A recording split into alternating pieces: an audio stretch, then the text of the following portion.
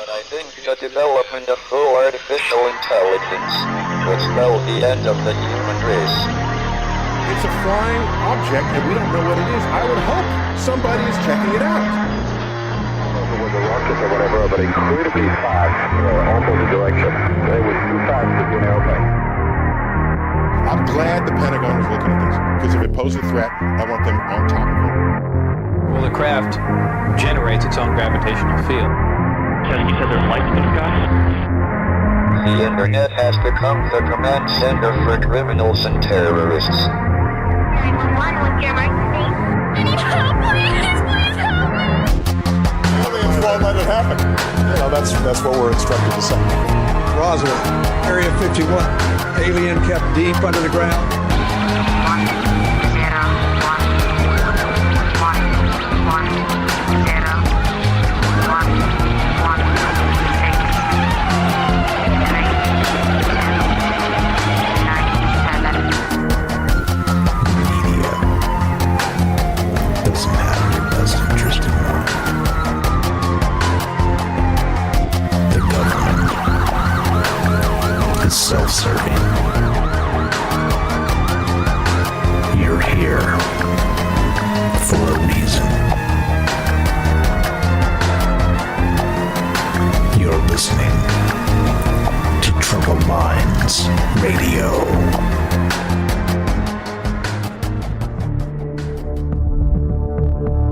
Broadcasting live from a secret bunker just off the extraterrestrial highway. Somewhere in the desert sands outside of Las Vegas.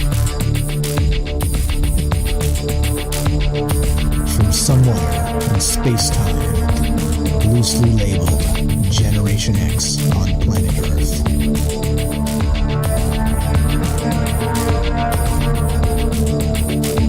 And asking questions of you in earnest into the digital darkness. Good evening. Whoa. Good evening and welcome to Troubled Minds Radio. It's a massive echo going on. What's going on? Hope everybody's well tonight. You know what this is. You already know. I don't even have to tell you. If you're here, you already know what's going on. Lots of things going on in the world, of course, because the world just keeps marching, just keeps doing its thing, and of course, we just keep doing our thing as part of that world. What do I mean? Well, you know, we get together and talk about all the things we're not allowed to talk about. You know what those things are, of course. Aliens, conspiracy, the paranormal, the government, academia, the 24-hour news cycle, propaganda, and the general feeling that we live in the upside down. Per usual, got another doozy for you tonight, and we'll get to all the rest of the ways we're streaming and all the rest of that. Just blew my flow state right out of the water with that echo in my head, but what can you do? It's all fine. So the deal is this. You guys know this is just a conversation. This is not about any other amount of truth. It's just ideas, and it's just, a lot of it is based on psychology. A lot of it is based on wild ideas. A lot of it is based on folklore, mythology, and all the rest and how it fits together, and that's why we do it, because as usual, there's a lot of, sciences that kind of do their own thing, are very siloed, very, lean on each other a little bit, but they're very, disciplinary. There's not a lot of multidisciplinary things. So we're going to just do a multidisciplinary view of the multiverse. How about that? That's what we're going to do. That's how we do it. That's what Troubled Minds is. Just ideas, no truths to be found here. That's the deal. So here's what's on my mind tonight. We were going to do a show on the, well, I won't spoil it. We're going to do another show. And I got home a little late. Things were weird today. And so I pivoted at the last second. That show will air sometime next week. And you will enjoy it immensely. But for the meantime, we'll do this one instead, because I was thinking about, of course, Halloween. I was thinking about just the idea, because, of course, like I said, like I always joke, it's getting a little bit cooler here in Vegas. I got a little bit of wind in my hair and, all the rest of that. But, of course, it's because the air conditioner's on and the fan's blowing, and it's still 95 degrees outside. So we don't really get that, the official fall weather until really the end of Halloween. And it starts to get a little crispy, a little cool, that whole feeling like I said a couple shows ago. But The weird part about this one is that, Halloween, we always talk about it with ritual. The ritual of the Day of the Dead, Dia de los Muertos, and, the veil thinning and Samhain and, all the rest of the stuff and how it kind of fits into the larger, more metaphysical sense of things. And that's where my mind's at. And I was thinking about it, and just no real article spawned this. It was just me thinking about things about, bizarre, troubled mind style things. And I got the idea in my head of wearing masks at Halloween. Now, the weird part about this is that, let's say you're driving down the road and there's somebody standing on the side of the road in the woods or something. They're just standing there and they're looking at you. And they don't seem to be moving too much, and there's nothing seems amiss. They're just standing there. They're doing the thing, just standing there. And you're like, that's weird. Why are they out in the woods like that, just standing there? Okay, and it's like, you keep on driving. Maybe slow down, take a second look to make sure nobody's out there stranded, needs help or something, right? That type of thing. Assess the situation. Well, now what happens in that exact same scenario when you're just driving down the road and you turn and look, and in the forest there's somebody standing there? But it's not just a person, it's a person wearing some sort of mask. And the mask, of course, is covering their face, which is the most obvious thing anybody's ever said in the history of the multiverse. But it goes quite a bit beyond that. Why do we get creeped out when we see people wearing masks? It almost seems like it is a magical thing, like a magical aspect in terms of, let's say, not just sort of obfuscating who we are in the moment, but also possibly some other thing happening. The ritual of the mask, as it's known. Shout out Jennifer for coming up with that name. And so this is the deal. Regarding all this with Halloween and, again, the veil thinning and, like I said, these Halloween sneaks up on you. We're about a month away already, and these shows are going to go by fast. So we got to get in some Halloween stuff here before we run out of time. And so I thought, what better way to consider sort of the magic of masks themselves, this ritual magic of putting on some sort of obfuscation over your face. Now, why? Why exactly does it creep us out? And, there's all kinds of stuff with, the fear of clowns or, there's a lot of things that kind of fit into this, that there's scary masks for obvious reasons. But then, of course, there's other things which are a little less scary, but still spooky enough to make you go, what in the world is that? And what in the world are you doing? And if you think about what Halloween is that when Michael Myers? I don't know. I'm not you're going to kill me. I'm not a fan of the most of those classics. Mine was Freddy Krueger growing up, and I'm most familiar with those. And in the early days, that was really scary. But then they became a little more goofball and stuff. But the mask, like that's on the screen, it's just sort of a nondescript human face, white. Mostly featureless, no color, the rest of that. And, you put that on and suddenly even somebody that's doing, I don't know, like imagine doing yard work in that, like, something completely that's non-threatening whatsoever. Like I said, just standing on the side of the road, minding your own business. The second you put an actual mask on and do the exact same thing, the energy changes, and the energy changes not just within you, because of course now, like I said, you're obfuscated from the world, you're hiding, you're in your hidey hole and the rest of this, but then also it goes beyond that, because notice, most importantly, in terms of what these masks are, the world changes around you, because the perception of who you are suddenly is part of that obfuscation process, part of that idea that they knew who you were until you put that mask on. And you see what I mean? Like some sort of actual metaphysical transformation here. In any case, that's what's on my mind tonight. We're going to get to that in all the ways, or some of the ways anyway, that this fits. But and also I've got some questions which we'll get to in a moment. But of course, before we do that, what we're going to do is like we always do. Like I said when we started, just having a conversation here. No truths to be found, just ideas. So nobody freak out if you're here for some truth and I keep deferring and backing off and saying, hey, ideas. It's just ideas, because that's what this is. and it is just a conversation. I'm trying to incorporate your ideas into the show as we go, because this is the most interactive radio show in the known multiverse. And what I mean by that is I'm reading your chat as we stream in all the places, and all those places, of course, are all the places you would expect. That's going to be YouTube, Rockfin, Rumble, Twitter, and Twitch. Of course, we're broadcasting live on the Troubled Minds Radio Network. That's KUAP, Digital Broadcasting. And we are taking your calls, of course, at the phone number we always use, which you know what that is. It's 702-957-1037. That's 702-957-1037. Link's going to be the phone number, and the Discord link is going to be at troubledminds.org. That's the official website. You can find all the information there, the podcast, all the social media, all the things, that the merch, whatever you want, Troubled Mind style, it's going to be there at troubledminds.org. All right. Now back to the masks. Back to the masks. Did I forget something? It feels like I forgot something. Oh, that's fine. Join the Discord, troubledminds.org. Click the Discord link. All right, so back to the masks. Now check this out. Let's read a little bit from the thing here, and this should get you in the mood. If the lights are still on, maybe you can turn the lights off.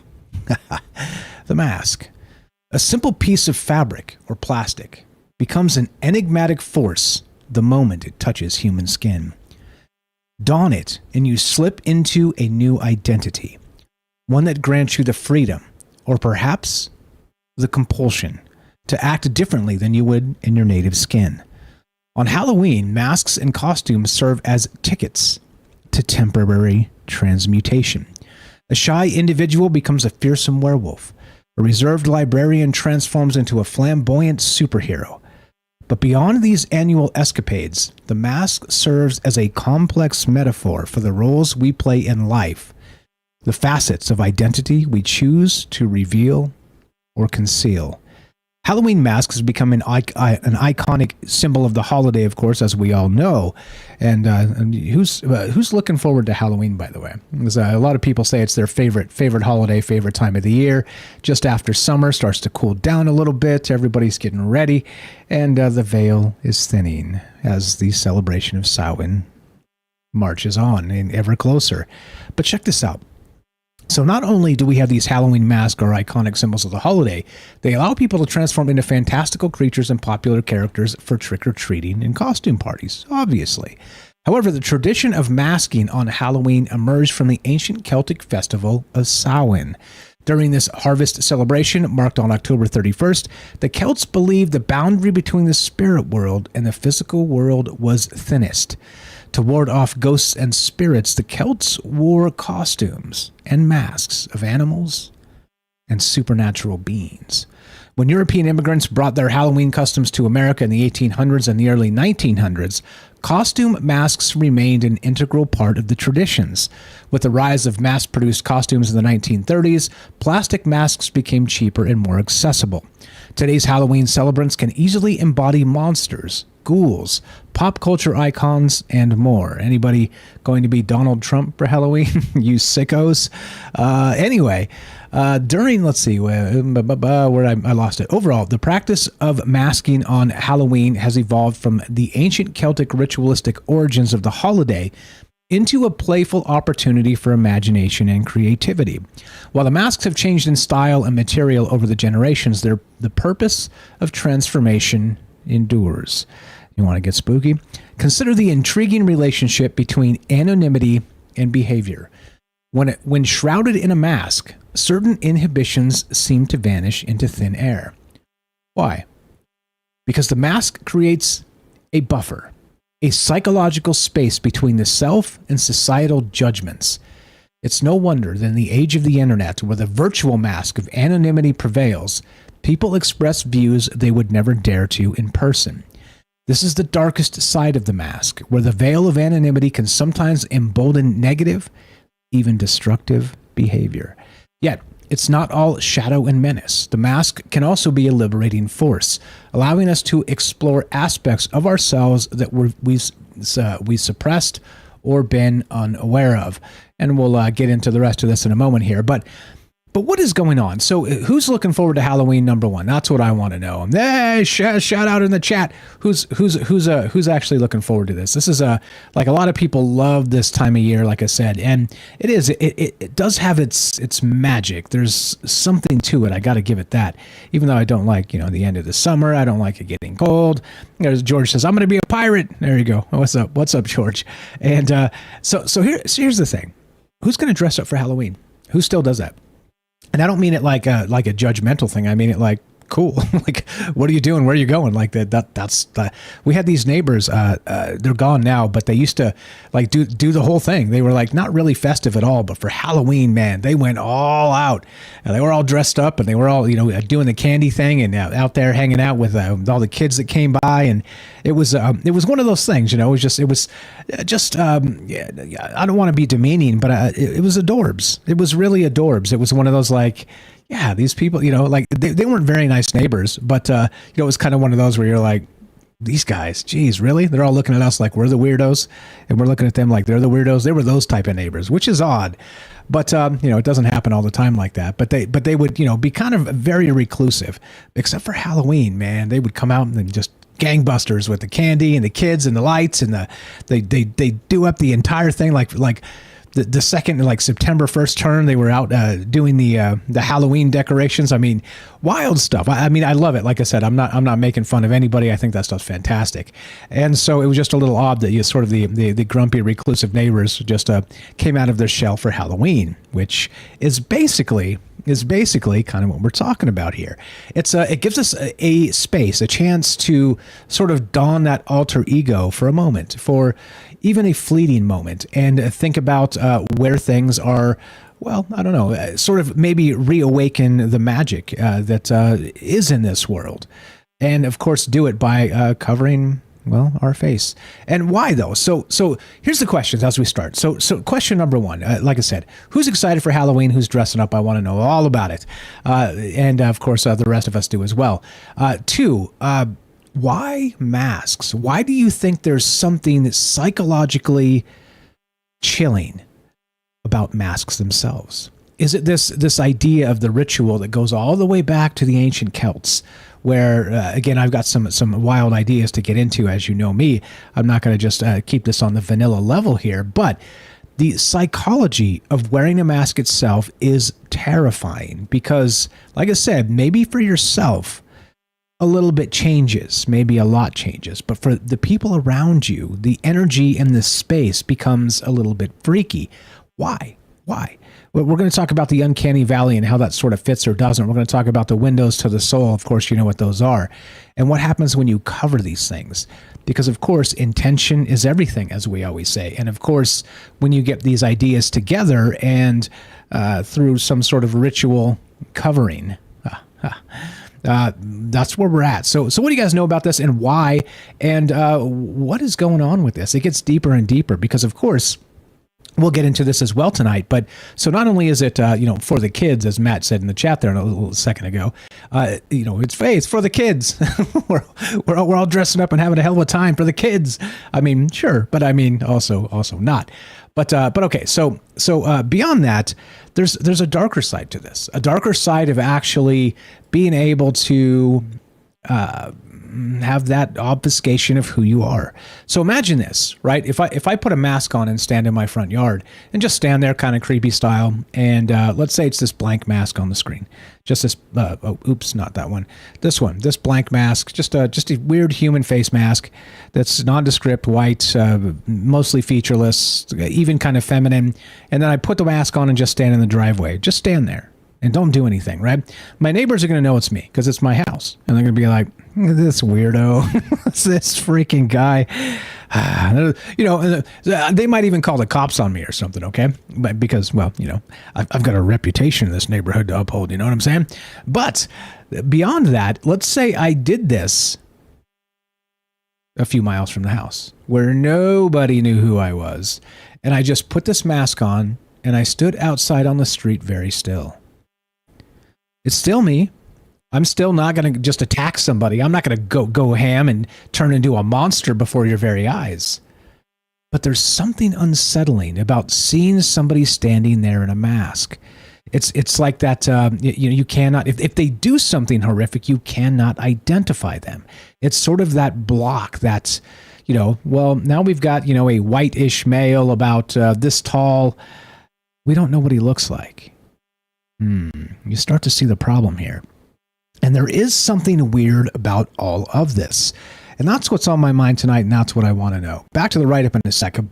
But think about it. Have you ever seen just a sort of in that uncanny valley of space when you were considering that the individual behind the mask might not be human at all? That's what's on my mind tonight. Back to the write-up. We'll get to that stuff and how maybe this fits or doesn't fit as usual. So let's take a quantum leap and consider this from a metaphysical perspective. What if the mask is more than a social or psychological construct? What if it is a tangible interface with alternate versions of ourselves existing in parallel realities? Now we're getting into some troubled mind stuff.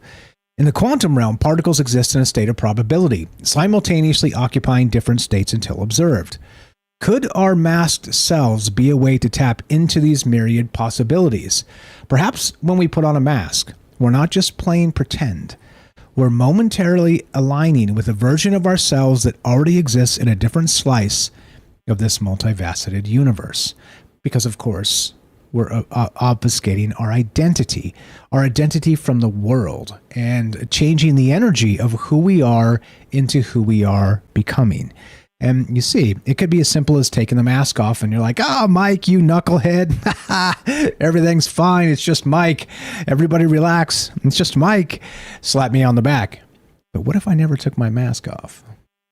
And I stood there all creepy. Anyway, so the mask is not without its perils. Continual masking can lead to a dissonance, a fracturing of the self. And of course, this is going back to that sort of multiversal theory of yourself. Or even the obfuscation of, let's say, as described earlier in the write-up, the anonymity of the internet. When people are given sort of anonymous free reign, you look at the sock puppet accounts on Twitter, they turn into little babies, they basically revert to their most hideous form. And of course, is that not a digital version of a mask? That's a layer of identity that's been sort of again, obfuscated. A lot going on here. So continual masking can lead to a dissonance, a fracturing of the self. Think of that in terms of the internet as well. When the mask becomes the face and the face becomes the mask, the lines blur, leaving us questioning the authenticity of our own existence. It's a paradox worthy of contemplation, and perhaps even quantum experiment that delves into the very core of identity and existence.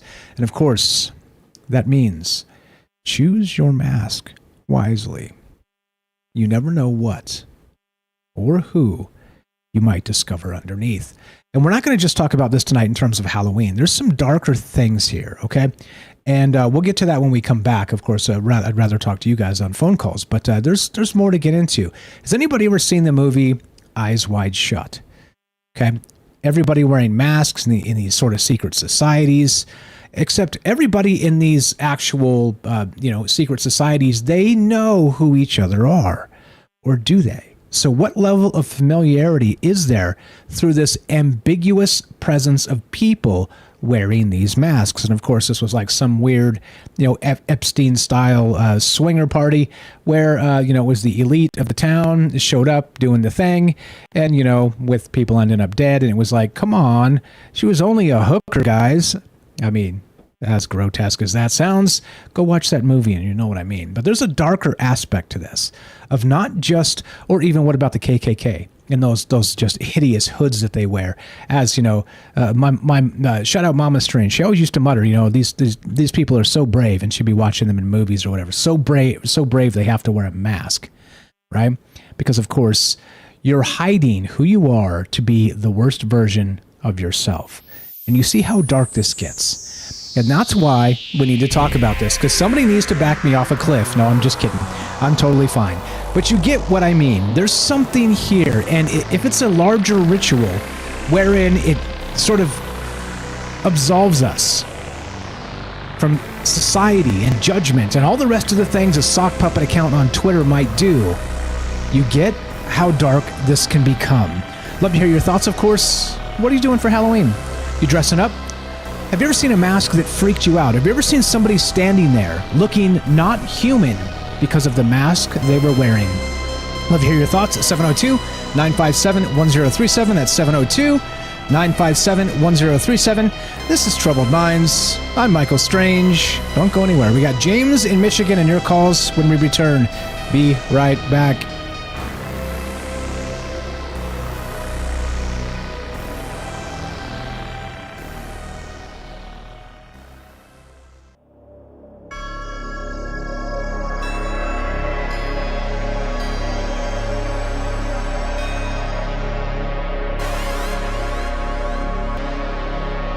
Welcome back to Troubled Minds. I'm your host, Michael Strange, and we're streaming on YouTube, Rockfin, Rumble, Twitter, and Twitch. We are broadcasting live on the Troubled Minds Radio Network. That's KUAP Digital Broadcasting. Tonight, we're taking your phone calls as we discuss the enigma of the mask itself. Why is it that the same person standing there in one bizarre, creepy pose becomes something entirely different when you put a mask on them?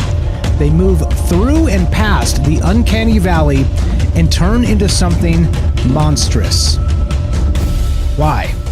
It's the same person. It's the same ideas. It's the same non-threatening thing that was there prior to the mask. But somehow that mask strikes a chord of terror in our hearts and sends a shiver down our spine because suddenly the motives of wearing a mask are dubious. They are unclear. And of course, when it comes to survival, clarity is incredibly important. Why do masks creep us out? Why is it a psychological thing? And why do we race to the ritual as the veil thins every year to don masks and run around in the night like ghouls and goblins? 702-957-1037. Click the Discord link at troubledminds.org. We'll put you on the show. Just like this. Let's do it. Let's go to the paranormal expert of Troubled Minds, James Salcedo. What's up, my man? How are you tonight? And go right ahead. I'm okay. Can you hear me? Loud and clear. You sound great. Good. So let me know if you get any calls that you need to break off to, because I'm not watching the screen right now because I have a blindfold on. Funny enough. Nice. Okay, perfect. I'll definitely let you know, but all's clear for the time being. What's on your mind, my friend? Well, that's kind of what I wanted to call in and start talking about is sort of what it has been like adopting this blindfold over the years, this last, I don't know, handful of years. It's a weird thing when you have to use it, whether you want to or not, because of my condition with my eyes. They're getting more and more sensitive to light and just eye strain in general, for those that don't know me. And so I have to wear a blindfold as much as possible. Otherwise I get major headaches. And so it has been weird doing that, and not so much when I'm here at home alone. What has been weird, and it's still taking me a while to get used to, is wearing the blindfold when I'm with family. And what's the oddest thing is doing that when I'm with family when we're out in a public place. Because it's not something I ever expected to do. And I know I'm with family, but also there's all kinds of people around me that I am not seeing because I have the blindfold on. So I have no idea what's going on unless there's a sudden sound somewhere. So it's really odd how this sort of struck me in some very personal ways tonight, this topic. And I'm really glad that you chose this topic, because it's something I hadn't really thought about before, but it's bringing up a lot of things in my mind tonight. So Yeah. So you're saying that when you wear this mask in public, it seems to be this bizarre strangeness that's happening around you as part of it. Like, again, so you've got the low vision, extreme light sensitivity.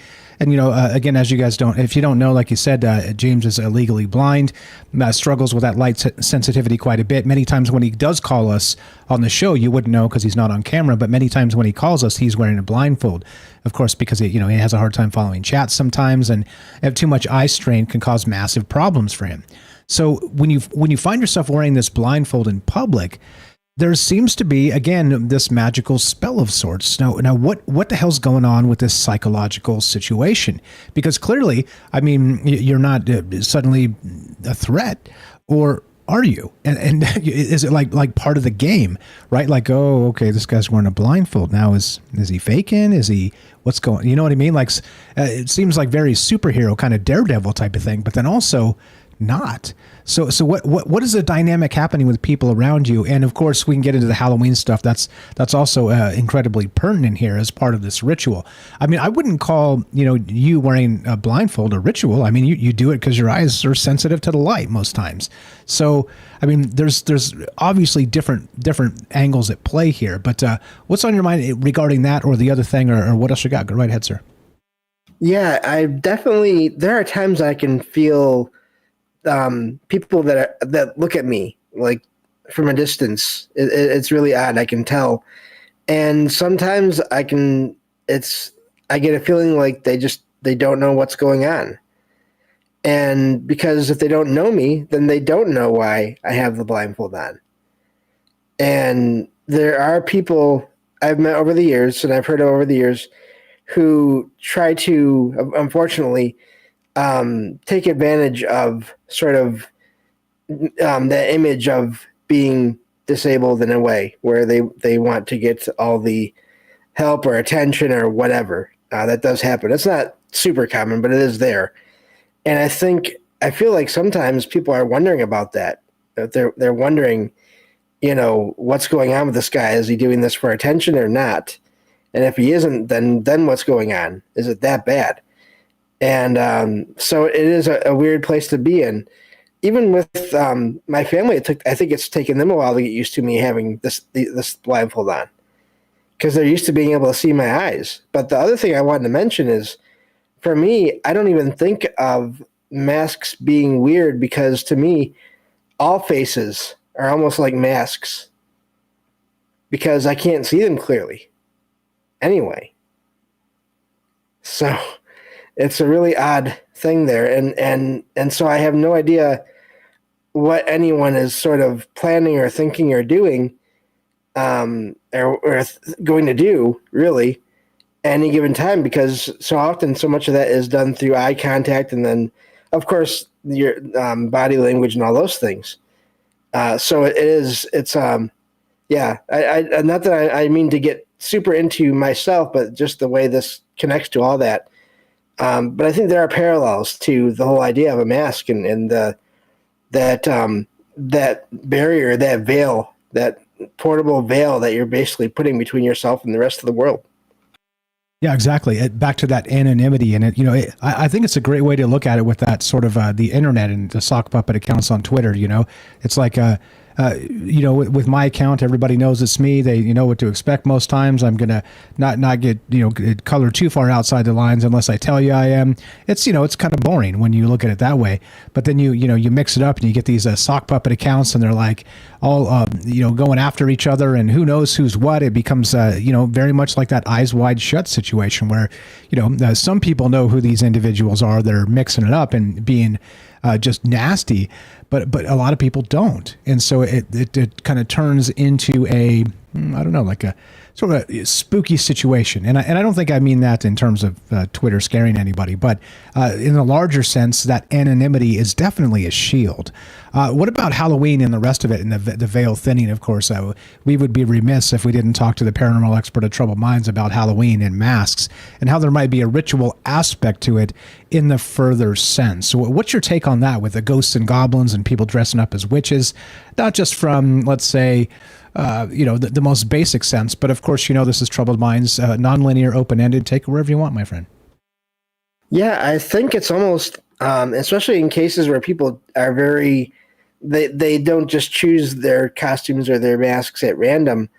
I think it is sort of trying to embody or to be that whatever they're dressed up as for that time. And they're pouring energy into that. I wonder if there's some kind of a tulpa that maybe is even within them and around them when they're doing this, especially if they do this. Some people like to go to those kind of like Halloween parties throughout the whole month if they can, or events or whatever, and they dress up with and so I wouldn't be surprised if there is something to that energy and the way the energies around in a place where you have everyone that is sort of trying to be more than what they are normally. I think that's a major thing to look into. I think especially in places where maybe you don't know anyone there, and plus you're wearing the masks, then that really is basically true anonymity, because if you're going to some kind of a public event and you know that no one that you're close to is supposedly going, then that really is, you can almost think, you might think in some cases, you can, of course, within social norms and all those things, you can do things that you normally wouldn't do. Exactly, and even get away with it. Again, not to be ridiculous here, not to run in there and murder 44 people, okay? Because we're not going full Michael Myers tonight. But you could be a little more rambunctious, a little more stupid, a little more this, a little more that, and maybe even get away with it. And that seems like a funny, silly little thing to say, but there's layers to that. And of course, when there's layers to things, it means people see these things in these ways, and kind of. Let's say in the terms of being a victim, of being fooled, sort of that trickster archetype like we were talking about last night a little bit, it seems like this is exactly that same thing. It's like when you don the mask, you're sort of representing yourself as the trickster. And to everybody around you that doesn't know you, or even the ones that do, they might think, well, what is James up to? What is Mike up to? What are they doing? What are they just standing there weirdly in the corner wearing the mask? Are they watching us? Does he fall asleep? Right? It's like it kind of crosses into the uncanny valley, and I don't know, and maybe even emboldens people. But okay. So what else you got? There's a lot of reasons people wear masks, and I'll talk about that in a moment here. But there's a lot to this. This is psychological. It's ancient ritual. It's now been commercialized. We do this every year when the veil thins. You think there's a connection there, James, where, let's see, let me read this actually. Let me read this to you real quick. I think you'll dig this. So reasons why people actually wear masks. And of course, the very first one is religious ritual. So it's hard to say, when did people start wearing masks? It's hard to say because the archaeological record is so inherently murky. Masks made in prehistoric times of leather or plants could not survive the centuries. In 2018, an Israeli settler found what is to believe the oldest known mask in the world in the West Bank. Estimated to be 10 millennia old, this stone face was almost certainly used in religious ritual as humanity transitioned from hunting and gathering to growing our own food, probably as part of ancestor worship, according to archaeologists. There's more here we'll talk about a little bit later, but I mean, you go back to the pharaohs, and they buried them in these death masks. There's a lot here, James. What else you got? Well, and I mean, we know that certain stones can contain energy, as well as gems. And I mean, if I'm not mistaken, a lot of those masks and other things around the pharaohs and other people, when they were buried, they were surrounded by these gems and crystals, if you want, and that are supposedly have abilities or can grant abilities. So if you're putting something on your face that might have other energy actually in it, then does that mean you can access it? And then what do you do with that? I mean, if you think about that combined with ancient peoples that would, and even just up to today, the idea of dancing, the idea of movement and sound, and then you combine all that together, that seems like that would be a good way to add another layer of energy to whatever you're trying to do. Yeah, definitely. So with Halloween and sort of the paranormal aspect, do you think that plays with sort of this religious ritual type thing, like maybe sort of getting, for whatever reason, the attention of our passed on ancestors and this type of thing? You think that plays here at all? Things like that? Yeah, could be. I've also heard stories of people who have seen apparitions, not all the time, but apparitions of masks here and there.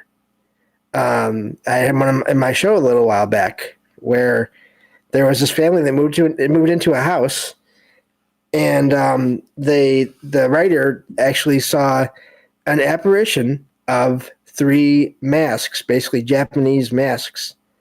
And later on, they found a box with a bunch of the belongings of the previous owner. And in one of in this box, there was a picture of this man who was young in the picture, but old. Obviously, he passed away in the house. And there were these same 3 masks in that picture. So, what is going on there? That's incredibly creepy. Yeah.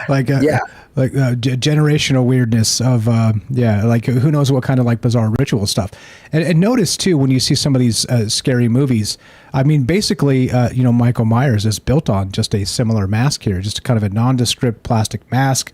It's not even really scary by itself. It's just kind of like the most lazy plastic mask you can have. However, the terrifying part is it is that thin veneer of where you cannot see who the individual is behind the mask. That's the terrifying part. Like that entire series is based on that stupid little mask, which again, like I said, is unimpressive in many ways. So there's some magic in that old silk hat they found, as I always say. Yeah, I'm just also thinking now, how many stories have we all probably heard about people who see figures on the sides of roads or in houses or anywhere, and they seem to be either some kind of a cryptid or even a spirit or a ghost or apparition, but their face is all blurry. And is that a mask of some kind? Is that intentional? So I muted myself. Yeah, it seems like it might be. A lot of ways to look at this, of course, and that paranormal stuff does come to mind because it is that time when we sort of move into that space, into the thinning of the veil and the rest. And everybody's leading up to the point, and then everybody's wearing masks and running around the street like ghouls and goblins, like I said. But it seems like maybe there's something more at play here. What about that weirdness of the eyes wide shut business and sort of the secret society type stuff? Now, this is where this gets dark because, as usual, if you watch that show, and again, a lot of people say that it was based on, Stanley Kubrick. It was based on, real, actual Hollywood secret society type stuff. Wouldn't you know it? Tom Cruise starred in it, Mr. Scientology, which I wonder. And then there's a lot going on in that movie, but of course, it's freaky because everybody knows who he is, but he doesn't know who everybody else is. And that is exactly sort of the point. Like not how much does the obfuscation work, but how many layers of sort of these secret societies are there? If you remember that he drove up in like a taxi cab and the piano player he met at the bar told him, hey, you got to go to this party, whatever. Here's the password. They had me play in there last week or whatever, or a month ago when they had it.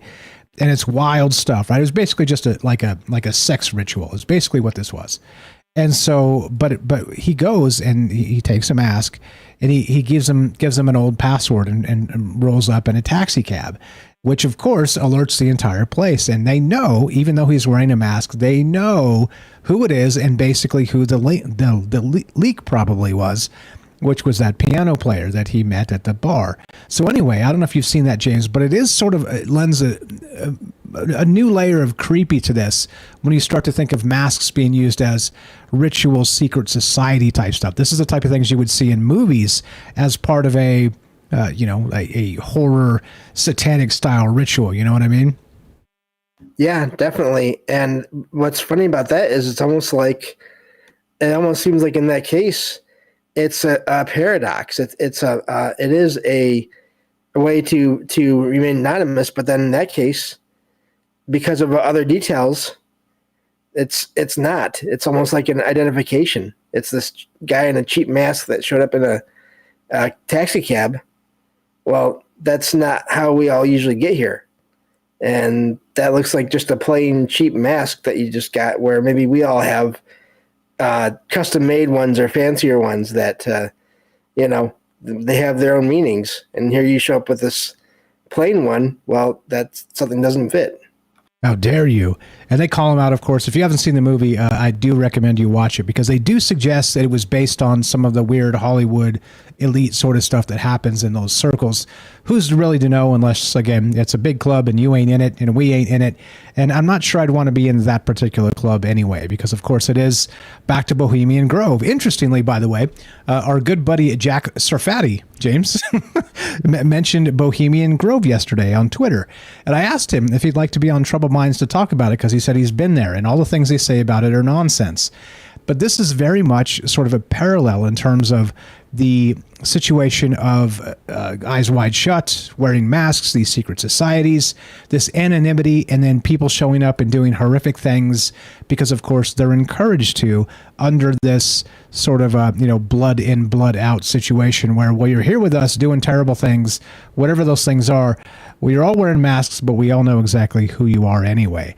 I mean, that's like next level surveillance, creepy stuff. But anyway, if you guys know who Jack Serfati is, never mind. We'll get to that another time. But it's funny because he's come up a few times recently. I wanted to point that out to James. I know he saw the tweet there.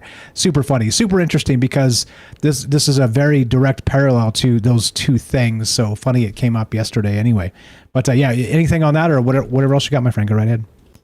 No, I'm just wondering about masks and how many... I know you mentioned that one stone mask. I'm wondering how many other stone masks there could be around the world, different places that haven't been found yet, and what those meanings could be. It almost reminds me in a way of the whole crystal skull thing as well. But maybe in that case, it's if it's a mask, it's for the person to have on them. Although that seems really amazing to me, because you would think it'd be extremely heavy. So were they just holding it in front of their face during these rituals? I would think that'd be how you have to do it. If it's made of stone. Yeah, well, you'd have to have some pretty hefty straps, that's for sure. And so that's the thing, though. So maybe it's not necessarily meant to be worn. Maybe it's sort of a pedestal sort of situation where you stand behind it and kind of put your eyes through it. Kind of like that weird tiki Scooby-Doo sort of situation. In Scooby-Doo, funny enough, one of the very first ones I was watching Scooby-Doo recently, the old cartoons, because I was like, I wonder if there's some like really really like sweet paranormal stuff in here that like we haven't even Troubled Minds hasn't touched. So I was going back and watching some of the old Scooby-Doos here and there before I fall asleep these days. And there's maybe the first one at all. It looks almost exactly like that stone mask itself, which is absolutely wild. But yeah, a lot of things here, a lot of things that play with psychology and that uncanny valley and that anonymity and sort of the predator-prey situation. It's one thing too. Here's another thing that kind of fits into this. We'll get into it a little bit later as well and go deeper. But that sort of the windows to the soul, the eyes, right? So without a mask on, you can see people's eyes. And so we've been very fine-tuned in an evolutionary sense to notice exactly where people are looking. Like, hey, I know you're looking at my ass, knock that off type of stuff, right? I know you're looking at me in the eyes. I know you're looking at, my belt line to see if I'm carrying a gun. These types of things, right? Like, we are very in tune with the eyes and knowing where people are looking, because it is a predatory instinct of predator and prey both ways to notice who's noticing who and when. And so in this sense, that sort of window to the soul that we're using as a social dynamic to kind of gauge just everything, it's hidden entirely. And that's when life gets incredibly creepy. You know what I mean? Yeah, and I was thinking about that tonight, just in terms of all the various comic book characters that have either their eyes covered, but some of them don't. They just have like a dark frame around their eyes. And to me, that was always distracting whenever I looked at any kind of images like that of characters that had, like with any character like Robin or, even Green Arrow, I think from DC, basically where they just have their eyes and you can see their eyes, but there's this dark frame around them.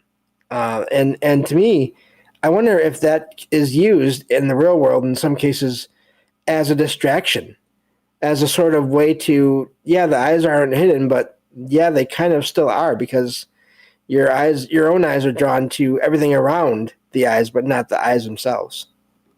Yeah, exactly. Well, and that's the thing. So our eyes are, it's that it's kind of like our hands, like I always talk about, our thumbs are the most dangerous things, our opposable thumbs, because we can grab a weapon and hit somebody with it. Or, if you don't have your hands, you can't fire a gun, things like this. It's what makes us dangerous. But then also sort of that in tandem, the two things that are probably the most threatening as part of humans are going to be that sort of that peripheral vision, the keen eyesight, and then the ability to grab something and knock somebody over the head with it.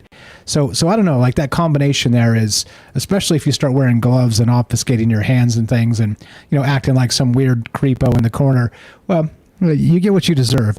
If you want to be a social weirdo, well, wear a mask, stand in the corner, don't move. You'll become exactly as you expect. What else you got, James? Final thought? Just about out of time. No, that's it. And definitely looking forward to Halloween, just because people are more open to all the paranormal things, and that's what I look forward to in Halloween. Funny enough, I don't care as much about the decorations or the costumes.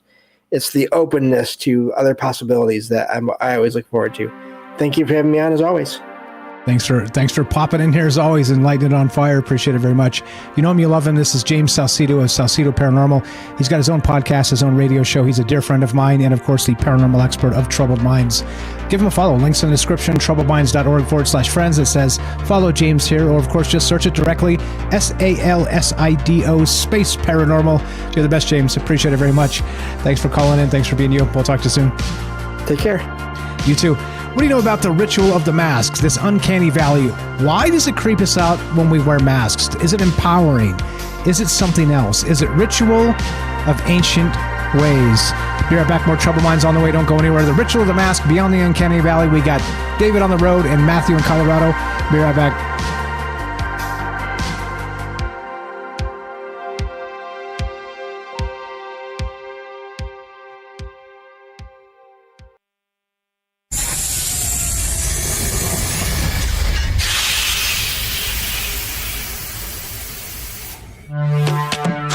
We are talking about the alien abduction phenomenon. The aliens are looking through your eyes and they're accessing your optic nerve.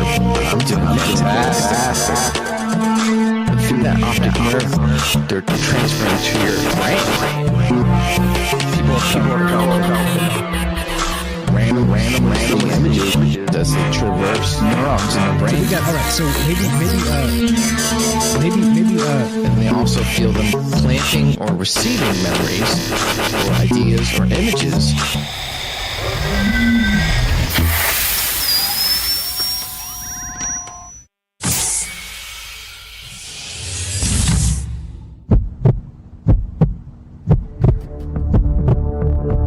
Broadcasting live from a secret bunker just off the extraterrestrial highway.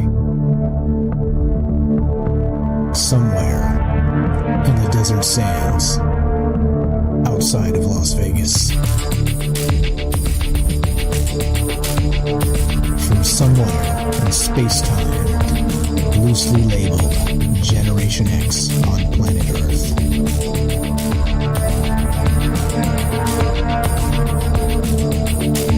And asking questions of you in earnest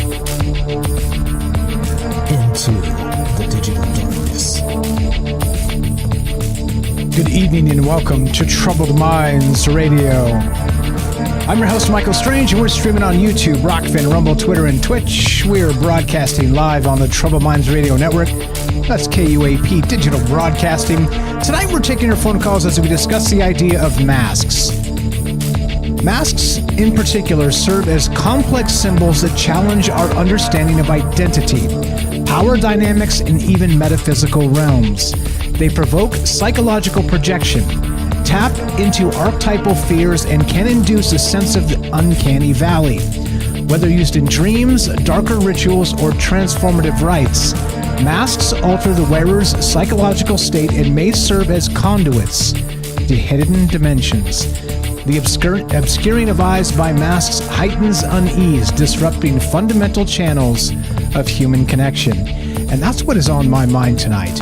We're so fascinated with Halloween and this idea of, like I said, dressing up as ghosts and goblins to run out into the night and scare each other with scary stories. But what's really happening here? This ritual of the mask has been going on for thousands and thousands of years. And of course, lots of ways to look at this. Hunting rituals, religious rituals, actually used in hunting effects. I got a list, we'll get into it as we go tonight, but there's a lot of ways to look at this. And clearly and obviously, we're fascinated with this because it is sort of that detachment of humanity just with a plastic flimsy thing over your face. Suddenly your facial features are obscured, your mouth movements, your eyes, things that you cannot see. And suddenly the person wearing the mask seems an awful lot less human. Of course, moving into that uncanny valley effect. Now, why? Why all of this? And why does it fit or not fit with sort of the larger metaphysical or psychological sense? Or maybe it all fits. I'll call in half hour. Okay, gotcha, David. All right, so appreciate that. So we're thanks for letting me know you guys are scheduling yourselves for who's first, who's not. Thanks for that. Drive safe, David, if you're on the road out there. So that's what we're doing. We're taking your calls as we're discussing this idea of how come there's this weird psychology behind masks. And again, think about it this way. If you I used this example when we began the show tonight. If you're standing by yourself in just some random driveway that's not your driveway, maybe let's say not on the property, just off the property, right in front of a house, okay, and you're just standing there like me, looking like me, just standing there like a weirdo. I'm not doing anything, I'm not saying anything, I'm just standing there, right? It's like, what is that guy up to? People look out the window, well, what is he doing? But they can see what they can see my hands, they can see my face, they can see where my eyes are looking. You can kind of derive some intention from that type of thing. If I'm like, shifty-eyed looking around to see where I can break into a window type thing, suddenly that's relevant. But let's say you do the exact same thing and you put a mask on Michael Strange standing in your driveway. Now I'm just standing there, not moving in this very creepy manner, but now I have like a Michael Myers mask on. You see how things get weird? Like, would you call the cops? Like, that's how weird this stuff gets. And why are we fascinated and terrified of this mask effect? 702-957-1037. Click the Discord link at troubledminds.org. We'll put you on the show just like this. Matt in Colorado, welcome back. How are you, my man? You're on Troubled Minds. Go right ahead. Hey, Mikey, he likes it.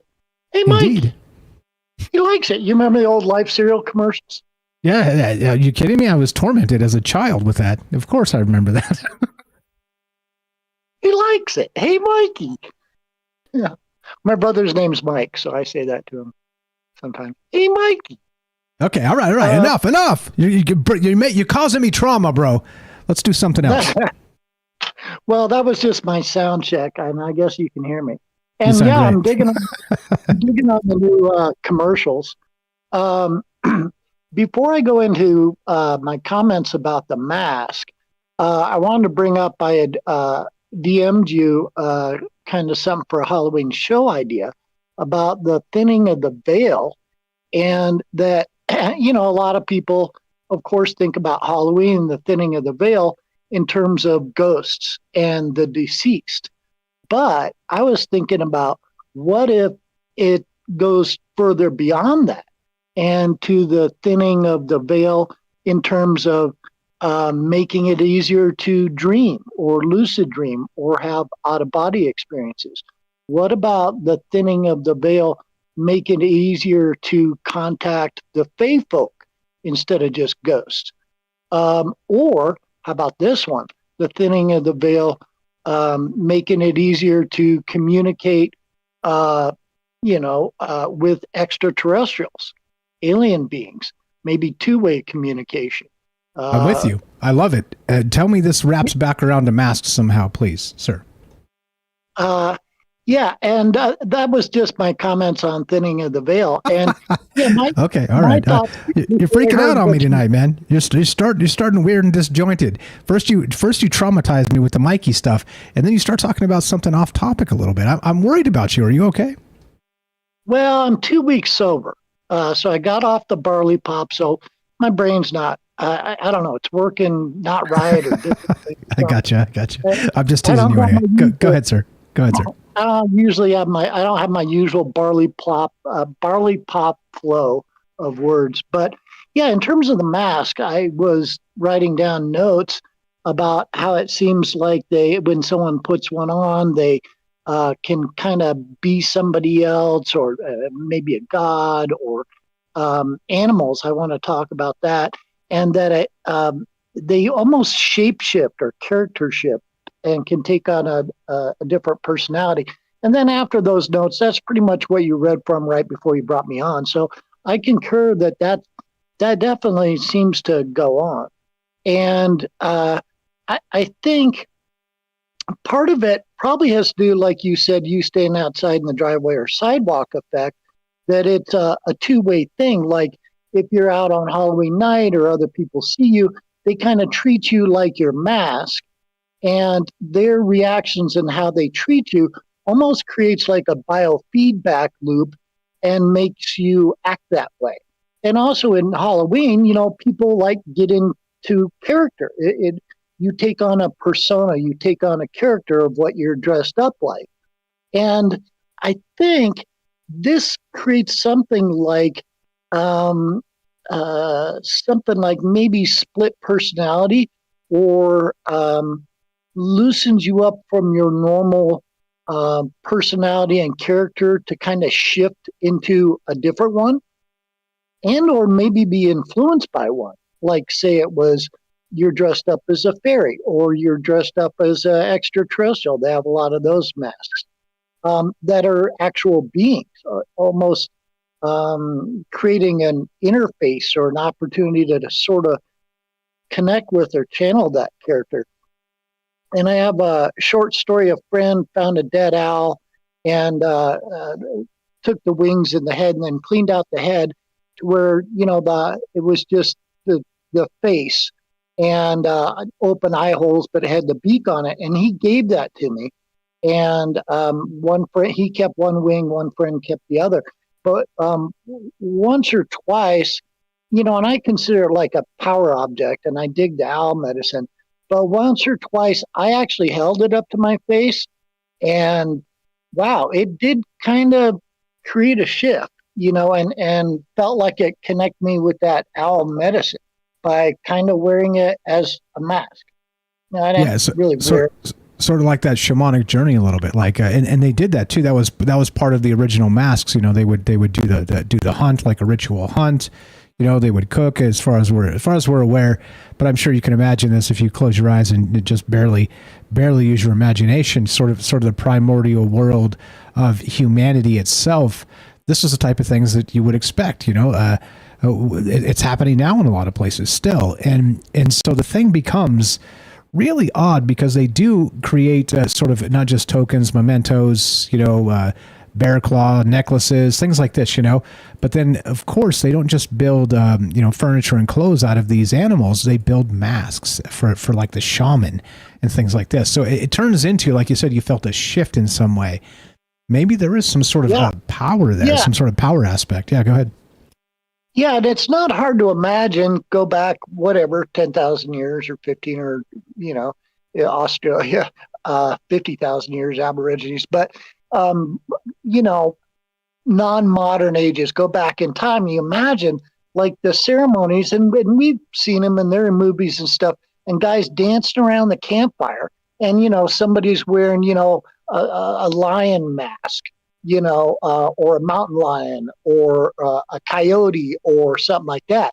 And not only do they have the mask on, but they're dancing. And I told you before, I went to a trance dance, week-long trance dance retreat in Hawaii, and you can actually dance yourself into a trance state.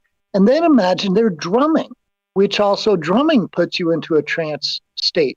And so they're doing all three. They've got the mask, which is helping with the shift and the connection, the dancing with the trance state, and the drumming, and they're doing all that. You don't think that was powerful medicine, man? And how much have we lost of those old ways that was so cool and so powerful, right? Yeah, well, it certainly seems like we didn't completely forget it. It's built into us as part of that archetypal fear.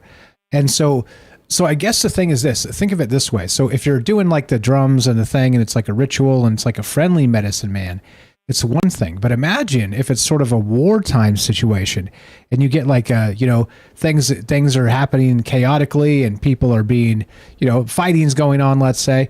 And then you have sort of this ritual person dressed in full regalia come out and start making bizarre noises like animals, but with like a big animal plume on his head. I mean, if that doesn't make you crap your pants, I'm not sure what will. that has freaked me out. Right. And one thing that just popped into my mind, we think about for thousands of years, men wearing masks and, or, people, whatever, and doing the kind of things I was talking about, drumming and dancing and things like that. And to the extent that masks have been involved in those rituals for thousands of years, how much might that put it into something like the collective consciousness or the collective subconscious, kind of a Jungian thing, or even into a DNA memory? And so when we put on a mask, we might be tapping into that collective and historic whole thing. And that maybe that's part of what makes it so powerful, even without the dancing and the drumming and stuff like that. You see what I'm saying? That it's like bleed through over time, that mask ritual brings through those thousands of years of humans doing it, right? Yeah, I think so. And here's why. Here, I got a theory on that. It's in the write-up, by the way. So it's because the ambiguity of the mask itself allows the observer to project their own fears and insecurities onto the mask, intensifying its creepiness and unsettling nature. Because it is that it sort of is 2 feet in that uncanny valley, in that sense of whoever's wearing the mask. Everybody around them is sort of affected by, dare I say, some sort of magic spell. Like, let's go Dungeons and Dragons for a second. Like, you put on this animal mask and it's a casting a fear spell because of this psychological projection of the ambiguity of the mask. We see our own fears and insecurities reflected in it. The abyss stares back, doesn't it? Yeah, and that's kind of what I was talking about with it being two-way and entering a biofeedback. And, you could tell, like, if you had a mask on that, say, was funny, then the observer laughs, then you kind of get this biofeedback that's like, oh, I'm funny, and that kind of makes you funnier, or you could be with fear or sadness or any of that. So the feedback to the persona or character or animal, the feedback from the observer creates kind of like a loop, like a psychological or biofeedback loop that sort of intensifies it and empowers it even more, right? Yeah, it seems like it. It seems like there's a lot of that. Like, this is some sort of actual magical ritual of sorts. And it does. So, like I said, do something just normal, like mowing your lawn. Okay. But you mow your lawn with like some weird mask on, and somebody might call the cops on you, and you're on your own property, and it's fine. And that's sort of this like terror. It's built into us, as you're describing, this sort of like maybe this epigenetic memory that goes back thousands of years, millions of years even, to sort of these ritual aspects that we're supposed to be terrified of. And of course, it all goes back to Halloween, to Samhain, to this thinning of the veil situation. So because of course that's when it all culminates, this big ritual. What are you for Halloween this year? You thought about it? I haven't thought about it, but I was going to say two things, I guess. Well, I'll answer that one first. A couple of years I've gone in drag, and man, I got to tell you, that's just a blast, and a dress and a wig, and I don't shave my beard and mustache or anything, so I'm not passable. But it's always been fun talk about getting into character, but and I do balloons for my, top part, and everybody comes up and squeezes them, and I'd get more attention from women than men. It was one of the best Halloween costumes.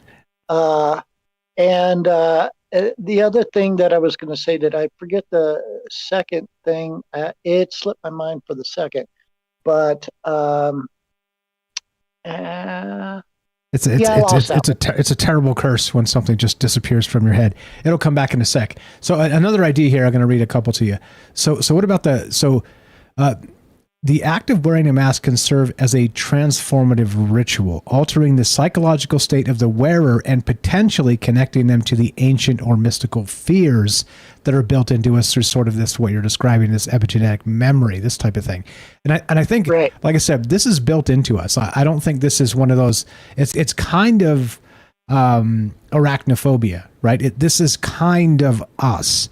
And it's kind of, it's universal. And that, like I said, you're mowing your lawn, it's fine. Nobody cares. You mow your lawn with a scary mask on, somebody might call the cops. It's the exact same action, but just obscuring your face in that respect is, it creeps people out. They're like, what's he going to do next? Is he going to come over and mow my lawn with that mask? Yeah, well, that epigenetic memory, if people don't know this, I saw one time, I saw the filming of it, like these chimpanzees that were raised in captivity, like at a zoo, never been out in the wild in their entire lives. And they put a snake, a real live snake, in the cage, man, and this little young, 9-month-old chimp just ran up to the highest point, just screaming his head off. He was terrified, never even seen a snake before. So it's like epigenetic in his DNA to be afraid of spiders and snakes. And so that was kind of like I was saying, the reason that masks might become epigenetic for humans. But I did remember that other point I was going to make, not that it's particularly deep, but in the, past few years, a lot of people have been wearing masks for, let's say, health reasons. And I did notice they started selling, and I saw people with masks that were kind of like characters, like Skull and Bones, with the teeth, they had printed, or designs on them and stuff like that. And people were doing like matching hats and face masks that were almost taking on characters.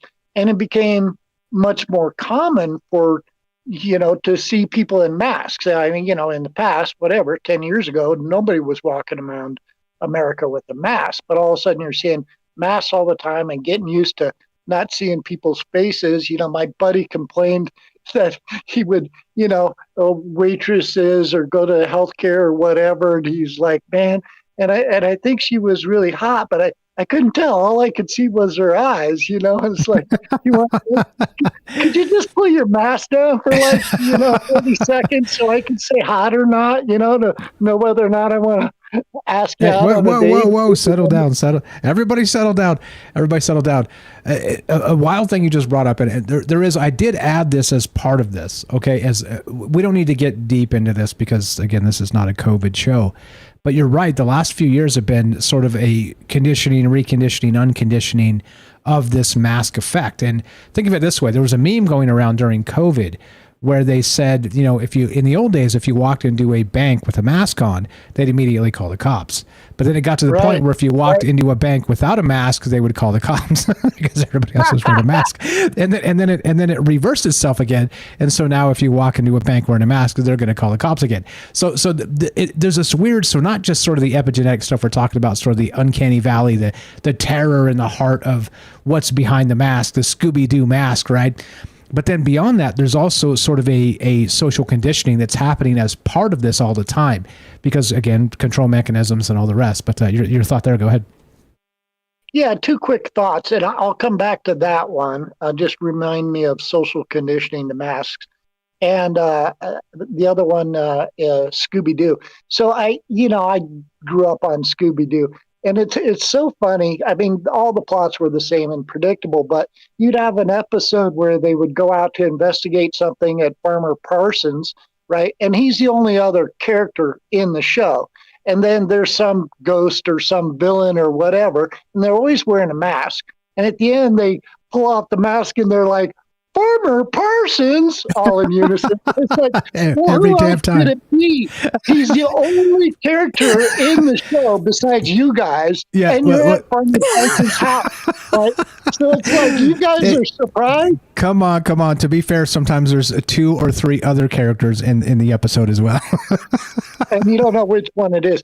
Well, my other comment on the social conditioning and it being, a switch to mask wearing being totally socially acceptable for the conspiracy theorists or paranoid people, this is wonderful with the fact that you can't go anywhere without being filmed and videotapes. I mean, there's cameras on the streets, there's cameras in the stores, there's cameras everywhere.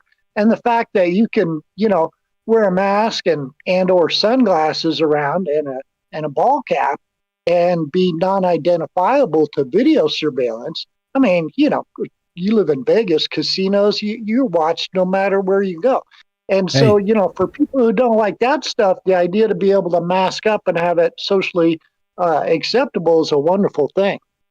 Yeah, wherever I go, somebody is looking at my ass, and I'm not so sure I like it. I feel... I'm just kidding.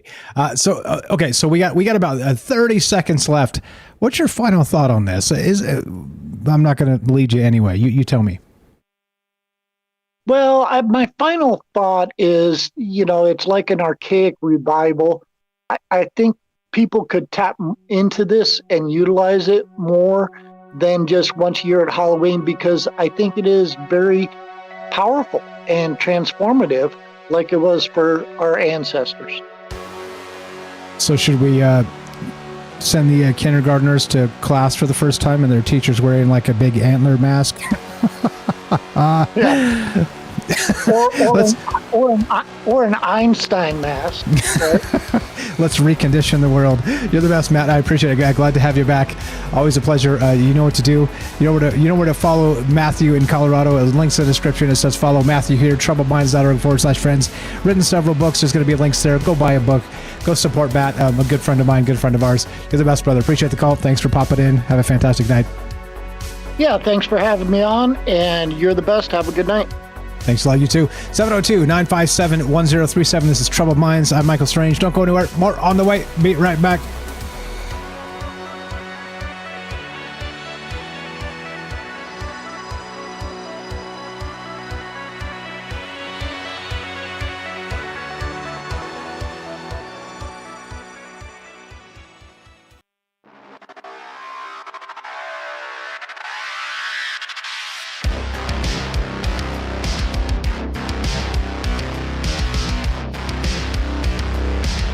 Welcome back to Troubled Minds. I'm your host, Michael Strange. We're streaming on Rockfin, Rumble. No, not Rockfin. YouTube, Rumble, Twitter, and Twitch. Rockfin took a crap tonight. I don't know what happened. So we started on Rockfin and we were live in the first 30, 40 seconds, and then it just dropped. So I went back and checked. It still says currently it's streaming to Rockfin, but Rockfin lost the connection. Fumbalaya, Fumblerooski for you football fans out there. Look, I don't know. We're talking about, in regard to that, I don't know. Sorry about that. That was not planned. But we're talking about masks tonight, and sort of not just a psychological effect, but what about the greater sort of ritual aspect of this? And it could get as, funny as whatever, like a kid in like a Ronald McDonald suit, that type of stuff, like as frivolous and silly and fun as that. But then sort of the mask effect is not just that, and not just fun and good times and all the rest of those things. There's a really deeper, darker aspect here in terms of, sort of that eyes wide shut, that, Bohemian Grove style secret society type of thing happening. And again, right, within secret societies themselves, like how do you really, kind of quantify that without being part of the club? It's a big club and you ain't in it. And in some of those clubs, I'm probably pretty sure most of us wouldn't want to be in them anyway. But you get the idea. There are dark places out there where the sun does not shine. And I don't mean that in a good way. And so that's really part of this sort of mask effect and how it fits into the larger realm. A lot of ways to look at this, and we'll get into that in just a sec. Yeah, it was a very good joke. Your Cosmic Comedian's good. I have my suspicions on who that might be, but if you're new, welcome to Troubled Minds, Cosmic Comedian. It's really funny so far. All right, so here's the thing. Back to the write-up. Now, check this out. Regarding what I'm talking about tonight in terms of these masks, I see it, Kelly. We'll get to you in just a sec. In the dimly lit corners of human experience, where the boundaries between the sacred and the profane blur into ambiguity, masks take on a more sinister role. They become instruments in rituals of power, secrecy, and sometimes transgression. Much like the enigmatic gatherings depicted in films like Eyes Wide Shut, these masks serve not merely to conceal identity, but to facilitate entry into clandestine worlds that operate under their own set of rules, far removed from societal norms. Within the shroud of anonymity, participants are freed, or perhaps compelled, to engage in acts they would never consider in the light of day. The mask in such settings is more than a simple disguise. It's a key that unlocks doors to hidden chambers of the human psyche. These are the domains of forbidden desires, suppressed urges, and taboo fantasies. Here the mask does not just liberate, it intoxicates, imbuing the wearer with a sense of invincibility, even omnipotence. Yet, the liberation comes at a cost. The same mask that empowers also dehumanizes, reducing the individual to a mere cog in a larger, often inscrutable machine of ritualistic practices. In this context, the mask becomes a paradox, a tool of individual freedom that simultaneously imposes a new form of bondage. Now, you know me, and I'm always talking about control mechanisms, and this would be another. This would be sort of that blood in, blood out situation where we're breaking the rules together and we can all end up in jail. And if you don't do that with us, then you are not with us, you are against us. You get it? And this is why I don't like that type of propaganda when people say these things. Hey, look, if you want to be on the right side of history, then you got to do the things that we're doing because, I mean, look, this is how every bad movie ever starts. Every bad patriot movie, let's say, ever starts.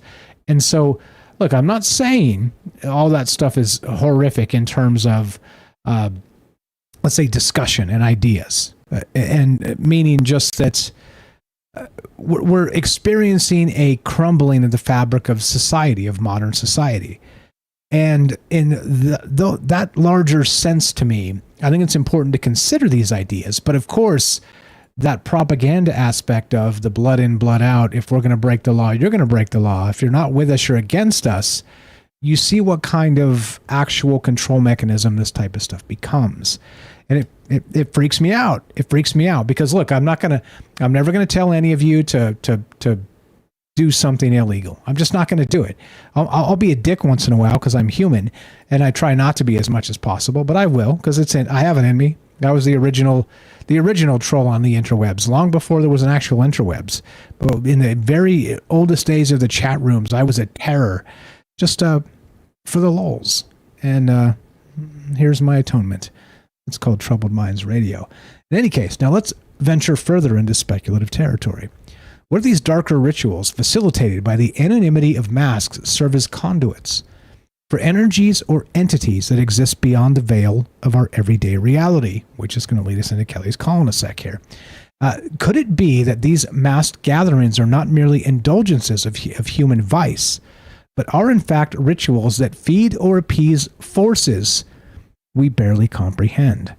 The mask then becomes not just a shield of anonymity, but a focal point for energies most would rather not acknowledge, let alone engage with.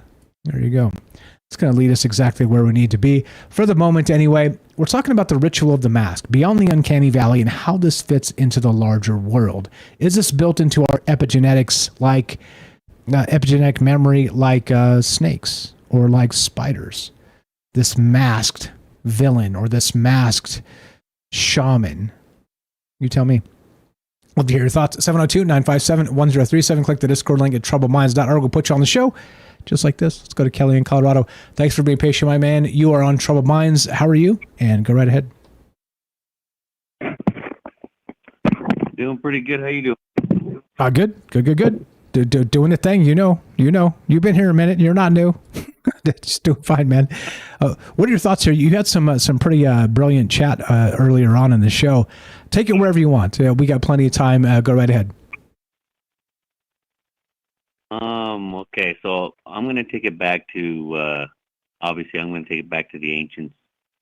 So, and I'm going to bring up some of the, two particular masks, right? And one of the family members with the other one. So in the ancients, right, people, when they did funerary mask, right, the best one that we've ever found is Tutankhamun. That's the one with all the gold. I mean, how beautiful it was laid in. You know, that one is just, I mean, it's incredible, right? We haven't never really found anything quite like that, except for we found one in South America or in Mexico. He was a Mayan king. His name was Pakal the Great. Now, his mask was made of pure jade, like small pieces all put together, but it's got like the eyes in it too. And, you know, well, I guess it's kind of like Tutankhamun's too. It's got the eyes and stuff, everything. You know, that had the earrings and stuff that he uses or that he wore at the time. But the reason why I bring those two up is because, you know, both of them were king in their two areas on Earth. But what's interesting is that they were both had elongated skulls, both of them. And Tutankhamun, not only he had an elongated skull. His dad, Akhenaten, his mother, Nefertiti, and his two sisters, they're all depicted, if you go into Egypt, right, in the museums, they're all depicted with having elongated skulls. So bringing that part up is like, it could be a thing for funerary masks, okay? When someone passes, right, and you know, decompose or like you mummify a body, you would no longer look like that as the person that was.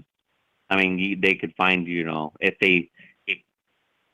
you're saying, like for me, I'm saying it's like a portrait, like a picture of what they used to look like, right? So if someone was to look for them, you could find them and know who they were.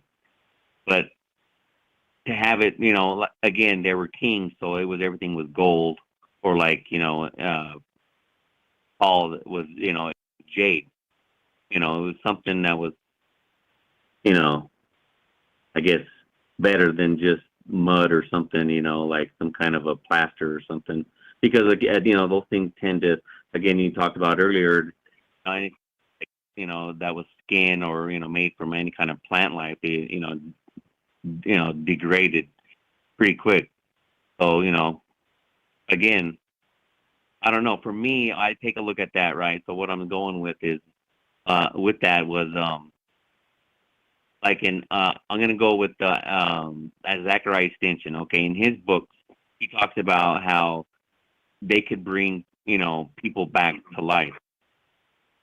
They did it once, you know, in one of his books, no, actually twice. They did it twice in one of his, it's called The Lost Book of Enki.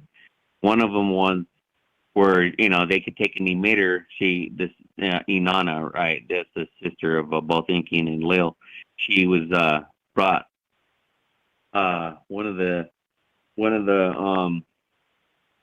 he took a king. He took the king down to Mars, right? That's where he passed away, and that's like the symbol on Mars. The face on Mars is him, and his name was Alalu.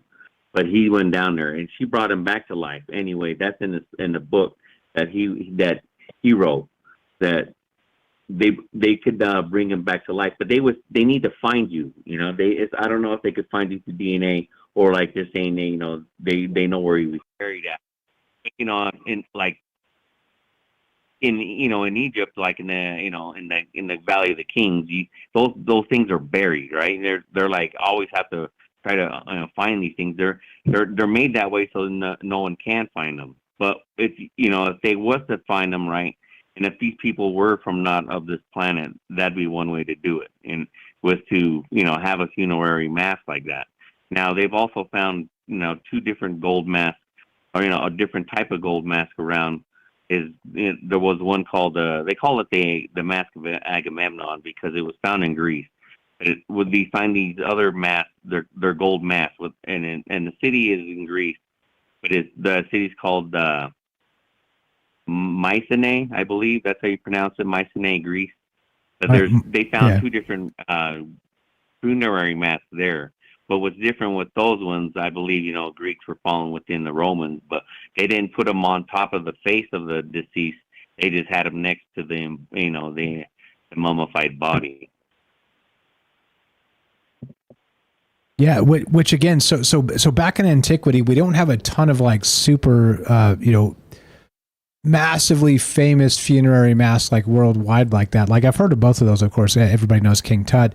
If you followed any of that, sort of the Trojan War and sort of the archaeology around it, they say that, like you said, the Mask of Agamemnon was basically a fake. Again, like I said, who knows? They say the guy did a bunch of shenanigans and pulled some stuff out and said it was from a period it wasn't. Who really knows? But so beyond sort of like that type of stuff in terms of like moving, because of course funerary mask in that sense was going to be for a journey to the afterlife, like some sort of maybe cosmic mask to sort of maybe give the gods your best look, something to that effect, just to be crude about it and not an archaeologist. But you get what I'm trying to say here is that there's a ton of these others that are not gold, not shiny, not fancy, not any of the rest of this. Think of it this way. In the old days, they used to just put 2 coins on the eyeballs to pay Charon the boatman. And if you want to talk about masks, that's a form of an actual funerary mask as well. So how does it fit? And of course, we'll bring it into the modern time here as well. But your thoughts there, just adding to what you were saying, I think you're spot on here. Yeah, the other ones too, like I want to bring up, like in the Sumerian, right, and in the pantheons, they talk about when they were wearing an eagle's helmet. See those guys that are like standing there, back, or like looks like holding the cone, looks like a pine cone, right? That's what they call the eagle. It's more like a mask. That thing fits over the whole. It looks like it's a guy, a human body with an eagle's head, but that's actually those are what they called an eagle helmet, but more like a mask too. So I'm kind of around where like the mask thing has been around for very, very, very long time. Now they were when these people leave, right? These gods supposedly have left. These people probably obviously want to take the form of them, right? Like some of the witch doctors, they would use a mask to look like, could bring, for like witchcraft, right? You could use that as like, if you're talking, like what you brought up was like, darker part, you want to use that as an example of who you want to talk about, kind of like what some people say they like the little dolls that you stick pins in, but they would use a mask as well as that. Now, other ones too, like, in the Native American, they use like the buffalo head. That's kind of like the mask too, right? Or the turkey, and then they do that in the dance too. In some of our dancing that they have is there's different types, but they're all mimicking different type of animals. So it could be in getting in touch, or even trying to be that's where like I believe like if you're going into like this holiday coming up, Halloween, where most people dress up and stuff. To me, that's kind of like it is a ritual, but for me, and I look at it as when I look at it, that is like when people want to be something, somebody else for a minute, to get out of their own, discomfort of their own skin, I guess, be something else, so people can't recognize them. So that's almost like you know what I mean? Like being, you can get something else. Yeah, you're cutting out just a little bit. Just make sure, pretty please, you're speaking loud and clear right into the thing. But it just coming and going. But yeah, go ahead. You're right. So just real quick on that too. So I'll say this, and share personal stories and personal ideas here. Like I didn't feel fully comfortable in my own skin till I was like 25 or 30 anyway. I mean, so you bringing that up kind of brings back old memories of, kind of feeling like the puppy with your paws are too big situation. You know what I mean? Like kind of like that, like you kind of haven't grown into yourself yet. And so it always felt a little bit weird. So just to add what you're saying there, like I exactly know what you mean there. Yeah. So for me, like I look at that too. Again, want to go into like I don't know, I call it like witchcraft. You know what I mean? They're gonna do some kind of weird spells with everything every year around. I guess, you know, there's old ancient meanings of Halloween and stuff, you know. But for me, when I look at it, you know, I think there's, and especially from what I've already, you know, I'm a, you know, type of, I wouldn't say contactee, but yeah, I mean, from what I've seen, now I look at Halloween a little different, man. I look at it as, you know, that if there is truly shapeshifters, and like there's a, you know, and I can go back to many different ancient stories, even about guy that, you know, like they call Jesus or whatever, but like, and then there's an ancient thing that talks about he's a shapeshifter too, Virus, but you know, they call him a different name, but obviously that's a whole, and that could be a whole different show. At the same time, I look at people and I'm thinking, who knows, man, maybe these are shapeshifters. Now they can come out and play with everybody else without having been scared, so they can come out in their real skin, you know what I mean? And yet we're, and humans are, you know, want to be somebody else, dressed as somebody else. Or, you know, it could be, and they make it as a whole family thing now, you know, you to get the kids into it. But if you look at some of those old photos of like costumes back then, man, they got some wicked stuff. Even the kids some of those things look wicked. You could tell that it was like almost a ritual. Yeah, it feels like it. Doesn't it feel like it? And that's why I think we need to talk about this. It came to mind like it was sort of a whim idea. I was like thinking about, okay, so I definitely want to do a Halloween show tonight. And I thought about it and I was like, what is the most bizarre thing about Halloween that we haven't talked about yet on Troubled Minds? I was like, the masks. Holy crap, the masks. This is weird. So what about the darker aspect of this? Again, so Halloween, look, masks can be frivolous. Like we said, Bozo the Clown, or, you know, Ronald McDonald, or, you know, the kids being kids. Okay. But then sort of with the mask itself, it takes on sort of a darker connotation with, you know, that Bohemian Grove style wink, wink elites and sort of the eyes wide shut business. You have anything to add in that regard as sort of like a disassociation with ourselves to become monsters because we're wearing these masks? So what's your thought on that? Yeah, again, that allows somebody to, you know, come out of their skin. You can go on the dark side of that where, I don't know, man, like, kind of like the Silence of the Lamb, where that guy was kidnapping all those girls and taking their skins and sewing them all together, you know, and, you know, from that movie. Yeah, and where he wanted to be somebody else, you know, that's a whole mask. That's a whole different type of deep right there. But when you're doing something like that, it's like they're taking your, you know, you want to be like you're taking their essence or want to be them or be something else for a while.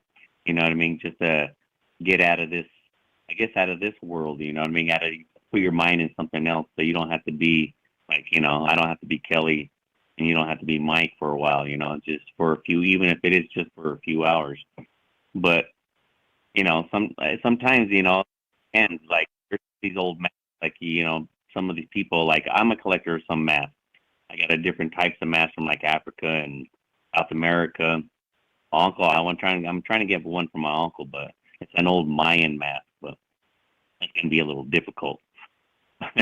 But everybody thinks this demon's running around, you know. But, you know, and they could be somewhat of an attachment.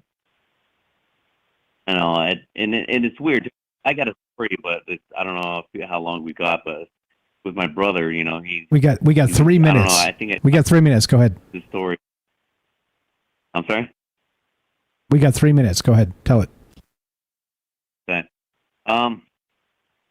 Well, it's not really have to do with the mask, but he's just saying that, like, you know, with attachments anyway, you know, like if you're attachments with like dolls or like, you know, say a mask, right? So he would, you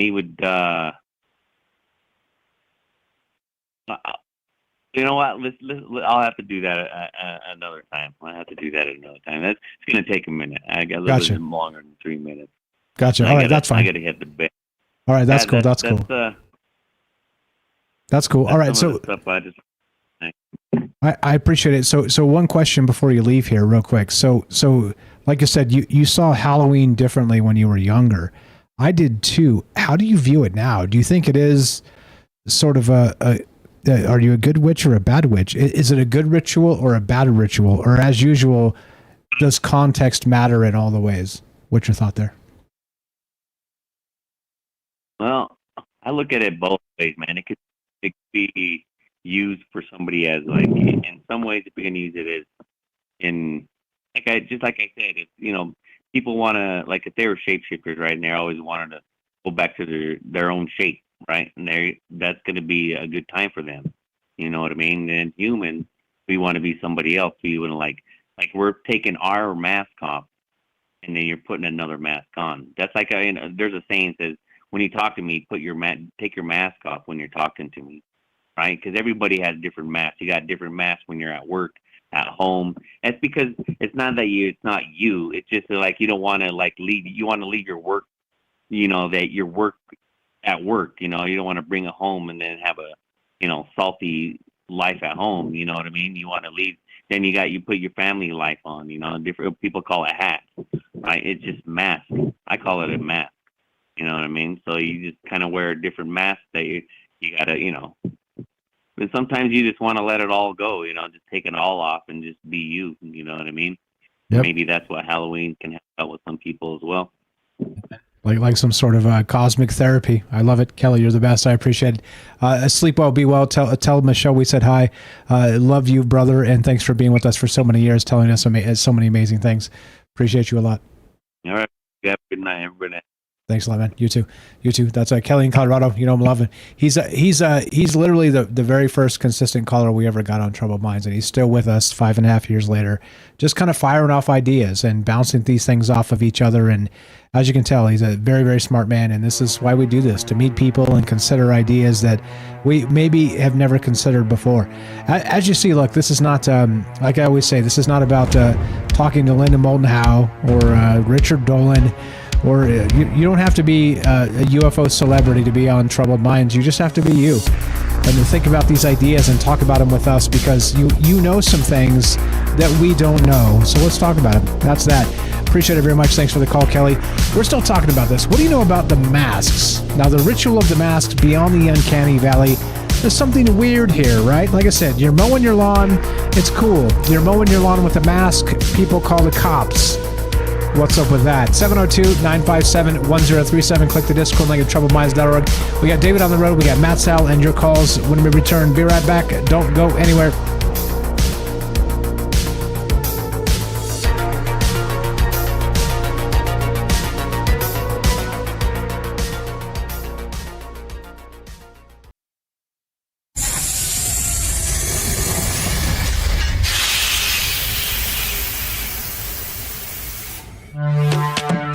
We are talking about the alien abduction phenomenon. The aliens are looking through your eyes and they're accessing your optic nerve. I'm doing that. And through that optic nerve, they're transferring to your brain. People are random images as they traverse neurons in the brain. All right, so maybe, and they also feel them planting or receiving memories or ideas or images.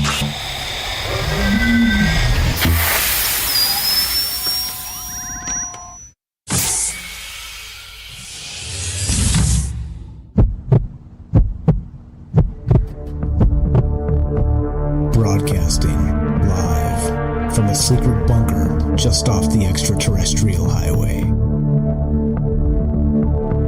Somewhere in the desert sands outside of Las Vegas. From somewhere in space-time, loosely labeled Generation X on planet Earth.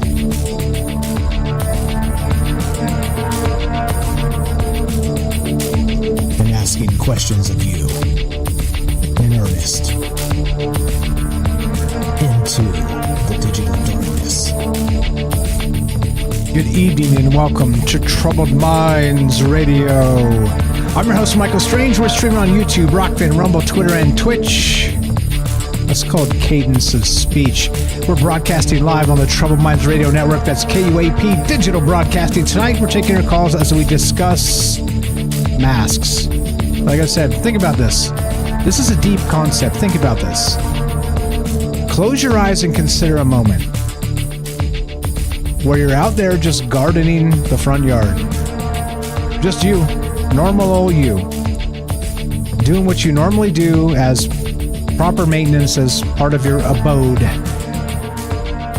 Now, slice that and put on a mask, a scary, creepy mask, and go do the exact same thing. Go pull some weeds with a mask on. Go trim the tree with a mask on, with a scary mask, and you're going to get some bizarre looks because, of course, people begin to believe and begin to think there's some sort of separation in reality of, Mike's out there just pulling his weeds, what else? Like, we don't like the guy. Yeah, just weirdo Michael Strange guy. My neighbors, I'm actually had pretty good relationships with my neighbors, and so there's some weird ones here or there, but for the most part, I'm like, yeah, how you doing? Hey, what's up? We talking and stuff, and it's all fine.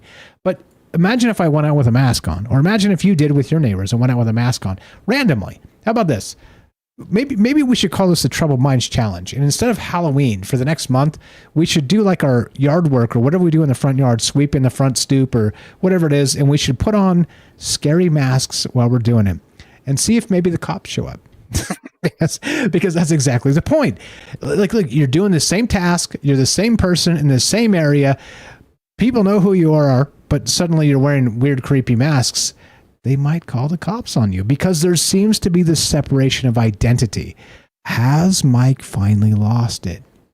Whoever's out there doing that task, that particular exact task, have they finally, what is he doing? He's pulling weeds. It's past 5:00 on a Friday night. I mean, shouldn't Mike be drinking beer or something? What is he doing? It's weird. It's uncharacteristic of this man. What is happening? I just don't understand. 911, help, help. But that's the point. That's the entire point. It's like, wait, how come one simple little plastic flimsy thing that you put on your face suddenly transforms who we are in a massive perception, let's say illusion spell back to D&D, or like a fear spell back to D&D, like a level 1 fear spell or illusion spell just by putting on a plastic mask. It doesn't make sense, does it?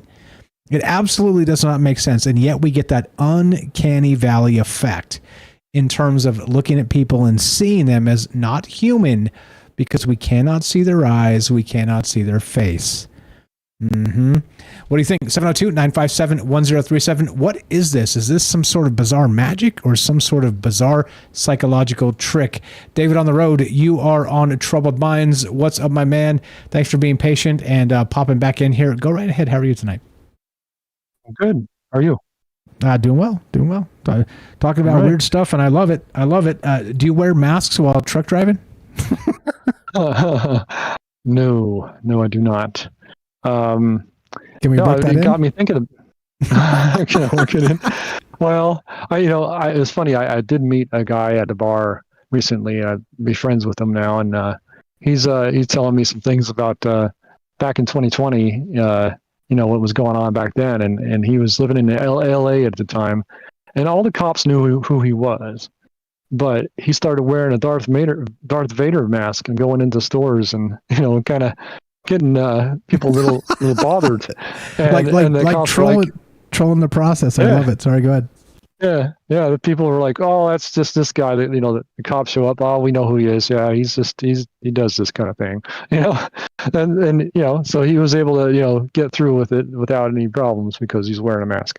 But anyways, it's just kind of funny. Yeah, trolling. Yeah, but I grew up in Mormonism. I was raised Mormon, and in the religion, for Halloween, you're not allowed to wear masks, and that's because people don't know who you are, and it's kind of like it's. I guess it has to do with honesty and dishonesty, and so when you're wearing a mask, you could be anybody and you could be doing things that you normally wouldn't do, or you just so it has a lot to do with honesty. I think that's why the church didn't allow people to wear masks, especially at like church Halloween parties and stuff like that.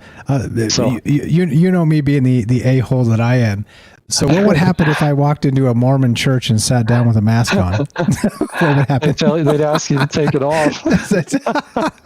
Yeah. Okay. Yeah, I've done it. All right. You've done it? You've actually done it? Yes, I have. Okay. All right. Yep. And they asked you, did you take it off or did you go down swinging? What happened? Oh, I said, sure, I could take it off. Sure. So yeah. But yeah. Fair enough. That's funny. That's funny. It brings my attention to like texting and phone calls, and how texting is like a mask, and a phone call lifts that mask of texting, because you could hide behind an emoji, but when you get a phone call, you can hear their voice, their body language through their voice. You could hear the background, their environment they're in, crickets outside their window, whatever, TV's on the next room or something, just you hear the environment and their their honesty in their voice, different things, and you can't get that through text, because text is text, it's just letters and words, emojis, the old the most basic of manipulation style tactics, in terms of like there's a lot of that stuff going on. But here's the thing too. This is why I do this. This is why I finally was like, you know what? Forget it. I'm gonna just put my damn face up here. Like I valued my anonymity, but at some point, to kind of garner trust in a community, like you have to see my face. You have to see who I am and what I mean, and the bizarre facial things I'll do or make, or when I roll my eyes, or what I mean. Like it is part of a contextual thing in terms of communication, for sure. And so there's sort of that as we break that down in the human element. I think there's a lot of that missed, and so a point well made. But which of course goes exactly back to masks. So texting in that sense is sort of a mask of humanity, boiled down to letters and numbers and poo-poo emojis, and that's well said. But this is the thing, right? So like I said, if I'm mowing my lawn without the without a mask on, and everybody's like, yeah, whatever, Mike's just mowing his lawn, but I do it with like a stormtrooper mask, then they're like, what is wrong with this guy, right? Then suddenly I'm the weirdo. But it's like, I'm just having a little bit of fun or whatever. But I think this is exactly sort of the weirdness of humanity, because we sort of can't, how do you say it? Like our identity is everything, but then sort of when you even sort of show some flair or some separation in that regard to like a larger sense of, hey, I'm just a Star Wars fan, and I thought it would be funny. The Stormtrooper thing fits on my head, and whatever, I'm gonna mow my lawn with a Stormtrooper helmet. And like that type of, like it's harmless, but it creeps people out. Stormtrooper is probably less than like a John Wayne Gacy clown head. You know what I mean? That's a lot different. It reminds me of the stories not too long ago where you're having all these clown incidents. Where these clowns are showing up in people's neighborhoods, and they're like, "Who are they?" They're just standing out there next to the street corner or whatever, and doing weird stuff, or holding an axe or something weird. Remember those stories that were popping up? A couple that was like 2-3 years ago. It was like that exact thing. Like I said, like you get a dude standing out there in the forest by himself, just kind of space case with like a slack face. You're like, is that guy all right? Like, yeah, he's fine. He's probably fine.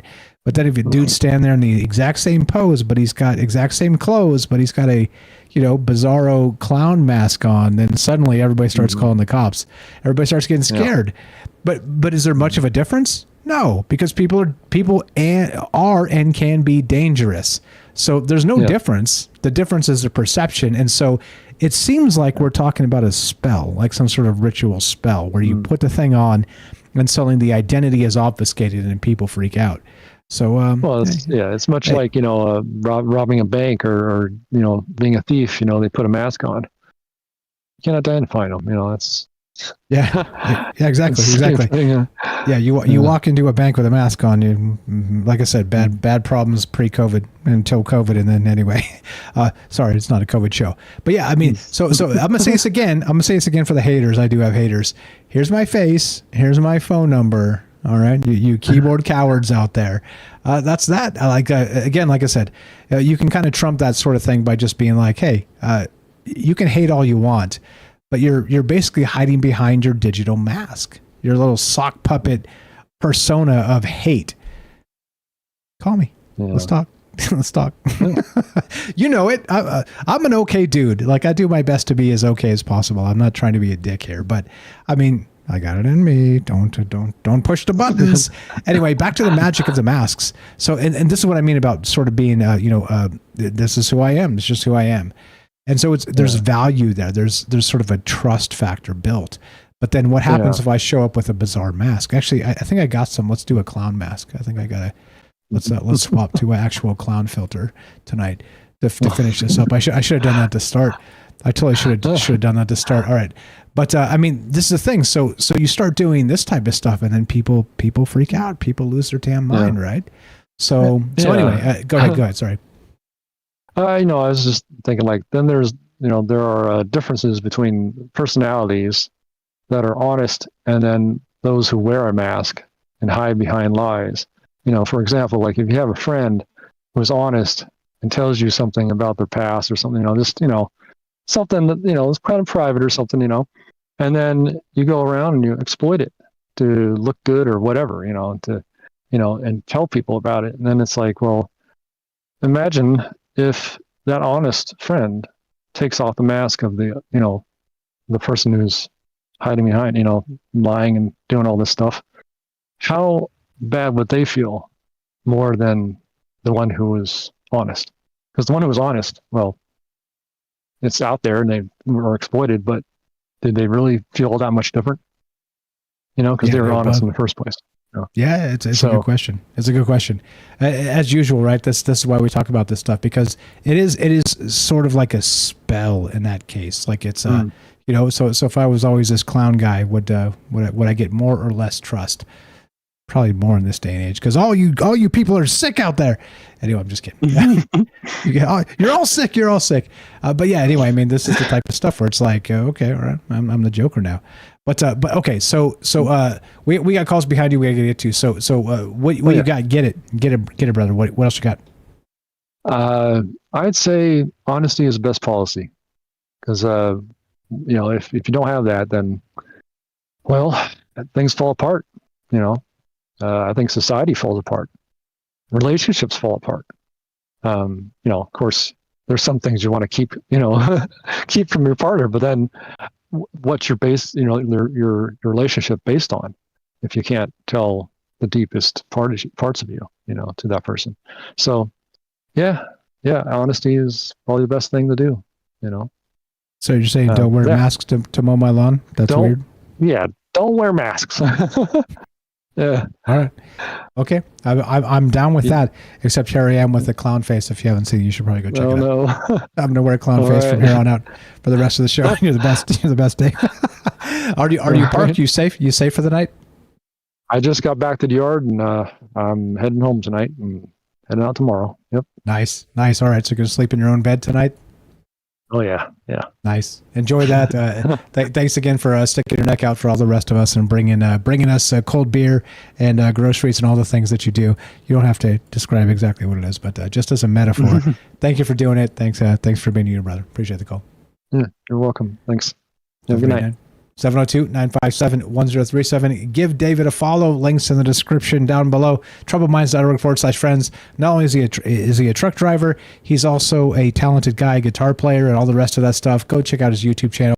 He's got quite a few follows too. I was like, damn, this guy's been slaying it for a long time. He's a guitar maker, actually. A lot of talented things happening with David. Go give him a follow. TroubledMinds.org/friends. Go give David a follow, and you can find him there. Let's go to. Sorry about that. Sorry for the knuckle-headed stuff because I'm imperfect. Let's go to Matt in California. What's up, my man? You're on Troubled Minds. How are you? And go right ahead. You're on with Clown Boy Michael Strange. Test to test. Matt in California. Hey, Mike. Good show. Good calls. Thanks, man. You're good. How you doing? How's everything? Everything? Good. I called. I was talking about Halloween and why we wear masks, and I talk about these things, these holiday traditions, about how we celebrate. It's not about how we celebrate. It's more important to me to talk about why do we celebrate? Why do we do these things, these traditions? And so the story is, on Halloween, the veil is the thinnest, and the spirits are out.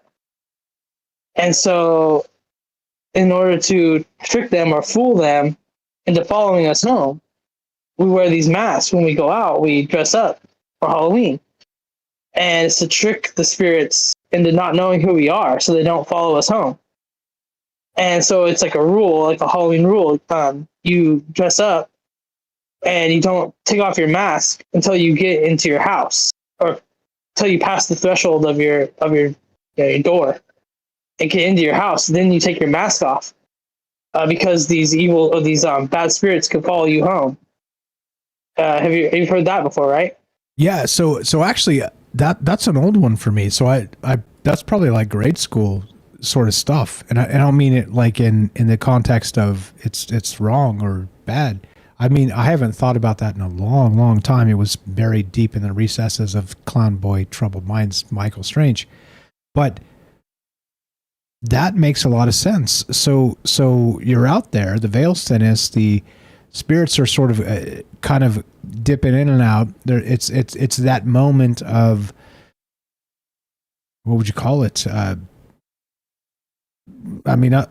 There's a word I'm looking for. I just can't find it. When I do that, it's just because there's like a perfect word, like the perfect writer's word that I just can't find. But anyway, so in that moment, it makes sense. So you don't want to be followed home with that hitchhiker effect, back to Skinwalker Ranch and that sort of idea. You don't want something to find you and latch onto you and bring you home. And so it's sort of, you're fronting that different identity for exactly that reason. I love it. I love it, man. And this is why we need to talk to each other and remind each other of the things that are happening around us. But yeah, well said. What else you got? Go ahead. And I think too, and back this is to the witchcraft thing. I think maybe with ritual masks, I think people that were practicing magic back then, we call it the burning times. Maybe they did wear masks to protect their identity. Because back then, if you got caught doing any of these rituals or doing any of this magic, that's punishable by death. You get burned at the stake. So maybe they wore masks during their rituals to hide their identity. I think that could be a big thing here. And then anything on that? It seems to track with a lot of things. It seems to track with, again, back to that sort of, even the darker stuff, sort of that eyes wide shut. Like there's a lot of that obfuscation effect here. But notice here's the thing too, as we've been talking about tonight, Matt, is that there's sort of a freeing effect for the person wearing the mask, but for everybody around the person wearing the mask, there's sort of like this terrifying effect. So it's almost like a weird, like I said, D&D fear spell, and then you sort of like an unnerved, like a fear negation spell for the person wearing the mask. It's almost like it is like a ritual spell effect. It's so bizarre, and it's such a simple thing. Again, Michael Myers with this flimsy, like stupid plastic mask. It makes him the most terrifying man in show business. It's just nuts. Yeah, and I have a story about that where I'm into like not just necessarily real haunted houses, but I'm also into these haunted attractions that come around. We call them haunted attractions. Come around now where you pay money and you go in to get scared, and there's actors and people dress up to scare you. You know what I'm talking about, right? But with these things, I was following. Yeah, I'm into that stuff. And there's a guy. I went to this one. And it was like an amateur one. They weren't doing it for money. Like they wanted to scare people.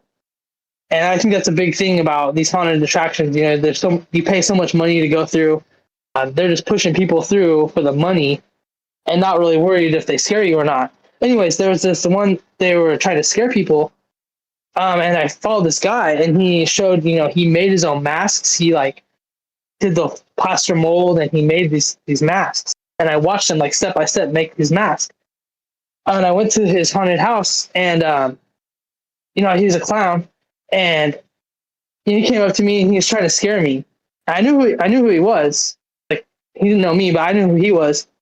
And he was trying to scare me, and I was like, "Oh, this is so cool, man! I can't believe, you know, it's you know, creative, and the art of it is like, you know, fascinating to me. I love like monster movies, and I love all the makeup and special effects that go into monster movies. And this guy, he made this mask. It's really cool. He's trying to scare me, and I was like laughing at him. I was like, man, it's so cool. And you know, I knew it was a guy in a mask. But what happened was he came up, he got really up close to me, and he got all up in my face. And I'm laughing, having a good time. I'm not scared. But then he looked at me, and what's weird is under his mask, he was wearing contacts, like creepy clown eye contacts. And so when I looked into his eyes, you know, he got up in my face, and when I looked into his eyes, I actually had that moment of, wait, what if this isn't a guy in a mask? What if I'm really about to get ate by a clown right now?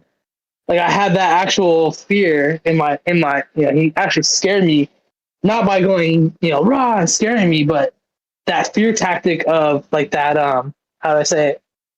Like, not knowing that he was really a man in a mask. Yeah. Almost like back to the effect of, you know, like, has he sort of transcended what humans are and become something else with the mask of the mask itself? I mean, that's exactly why we're talking about this, because it seems like it's a fear spell projecting. It's like a protection spell, and it's like a piece of plastic. It's a piece of frickin' plastic in most cases. I mean, it's the most frivolous, stupid thing, but you notice the effect it has on the actual psyche. We're just about out of time, man. You're welcome to stay if you got more. I do have a little bit more, if that's cool. Yeah, stay right there. We'll be right back with Matt Sal. We got Jennifer in Missouri. We got Joe in Florida. We're going to get to these guys as soon as we come back. What do you know about this? We're talking about the ritual of the mask, beyond the uncanny valley.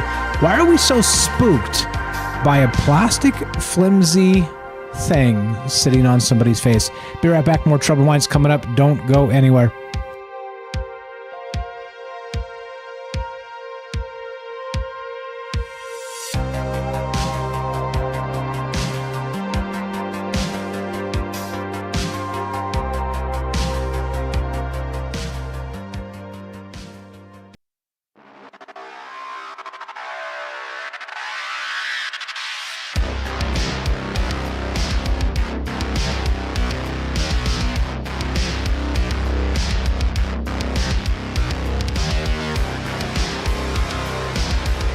Welcome back to Troubled Minds. I'm your host, Michael Strange. We're streaming on YouTube, Rockfin, and Rumble. Oh, sorry, not Rockfin. YouTube, Rumble, Twitter, and Twitch. Rockfin took a crap tonight. I don't know what happened. But anyway, we're talking about masks. Yeah, like the Joker mask. You see it if you're watching the thing. Yeah, I'm wearing a Joker mask. Look, how much creepier is it before and after when you start to do this stuff? And I made the analogy several times tonight. If I'm mowing the lawn with this mask on, people are more likely to freak.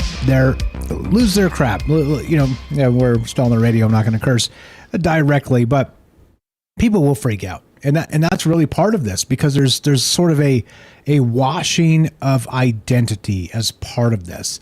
Love to hear your thoughts. We're here with Matt in California, of course, the Temple of the Owl podcast, and he's a good friend for a long time, and of course he's got an amazing show here on KUAP Digital Broadcasting, and we're talking about these masks and how there's sort of a magical connection with just this flimsy piece of plastic that sits on your face.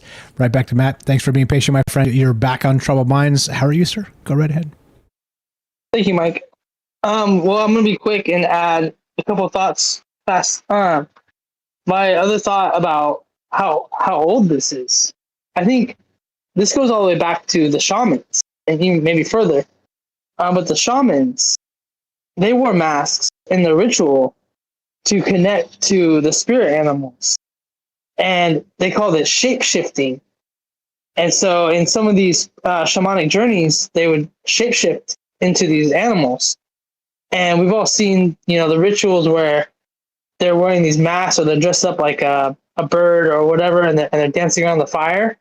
And even like Native Americans did that kind of stuff too. They had these we call it regalia.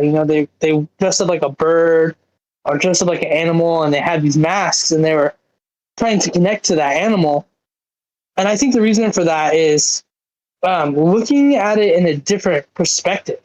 Like Kelly was talking about, doing the ritual as Matt is not the same as me like shape-shifting into an owl and then doing the ritual.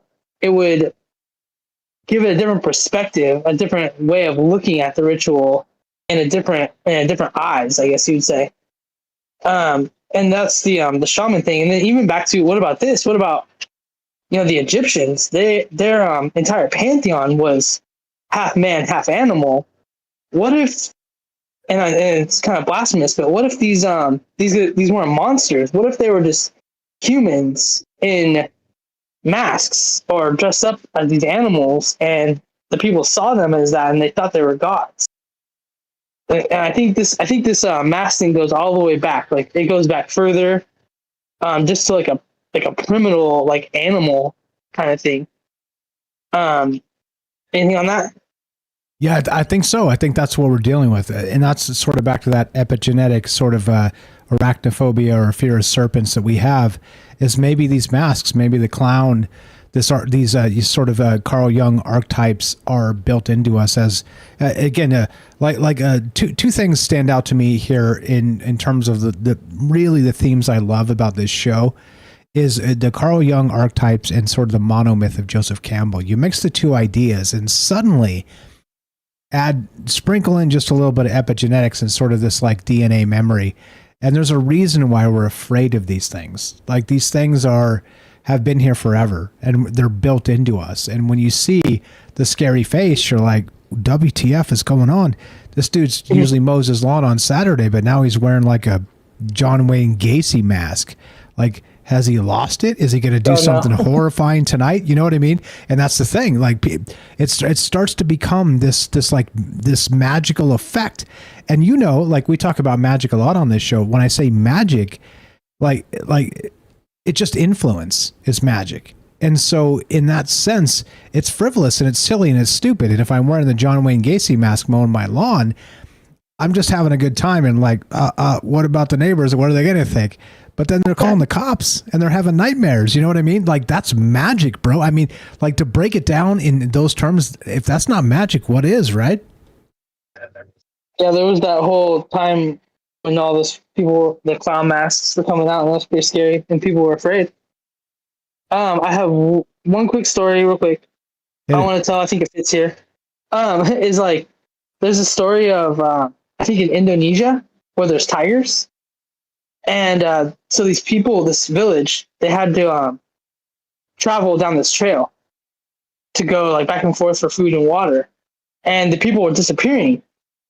Turns out they were being attacked by wild tigers in the wild. And the tigers, they won't attack a human straight on, but they'll sneak up behind you on the trail and attack you from the back.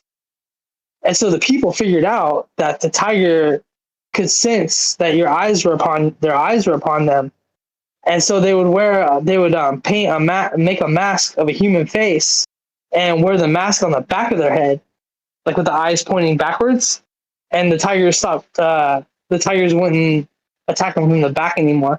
I thought that was kind of cool, talking about eyes and stuff like that.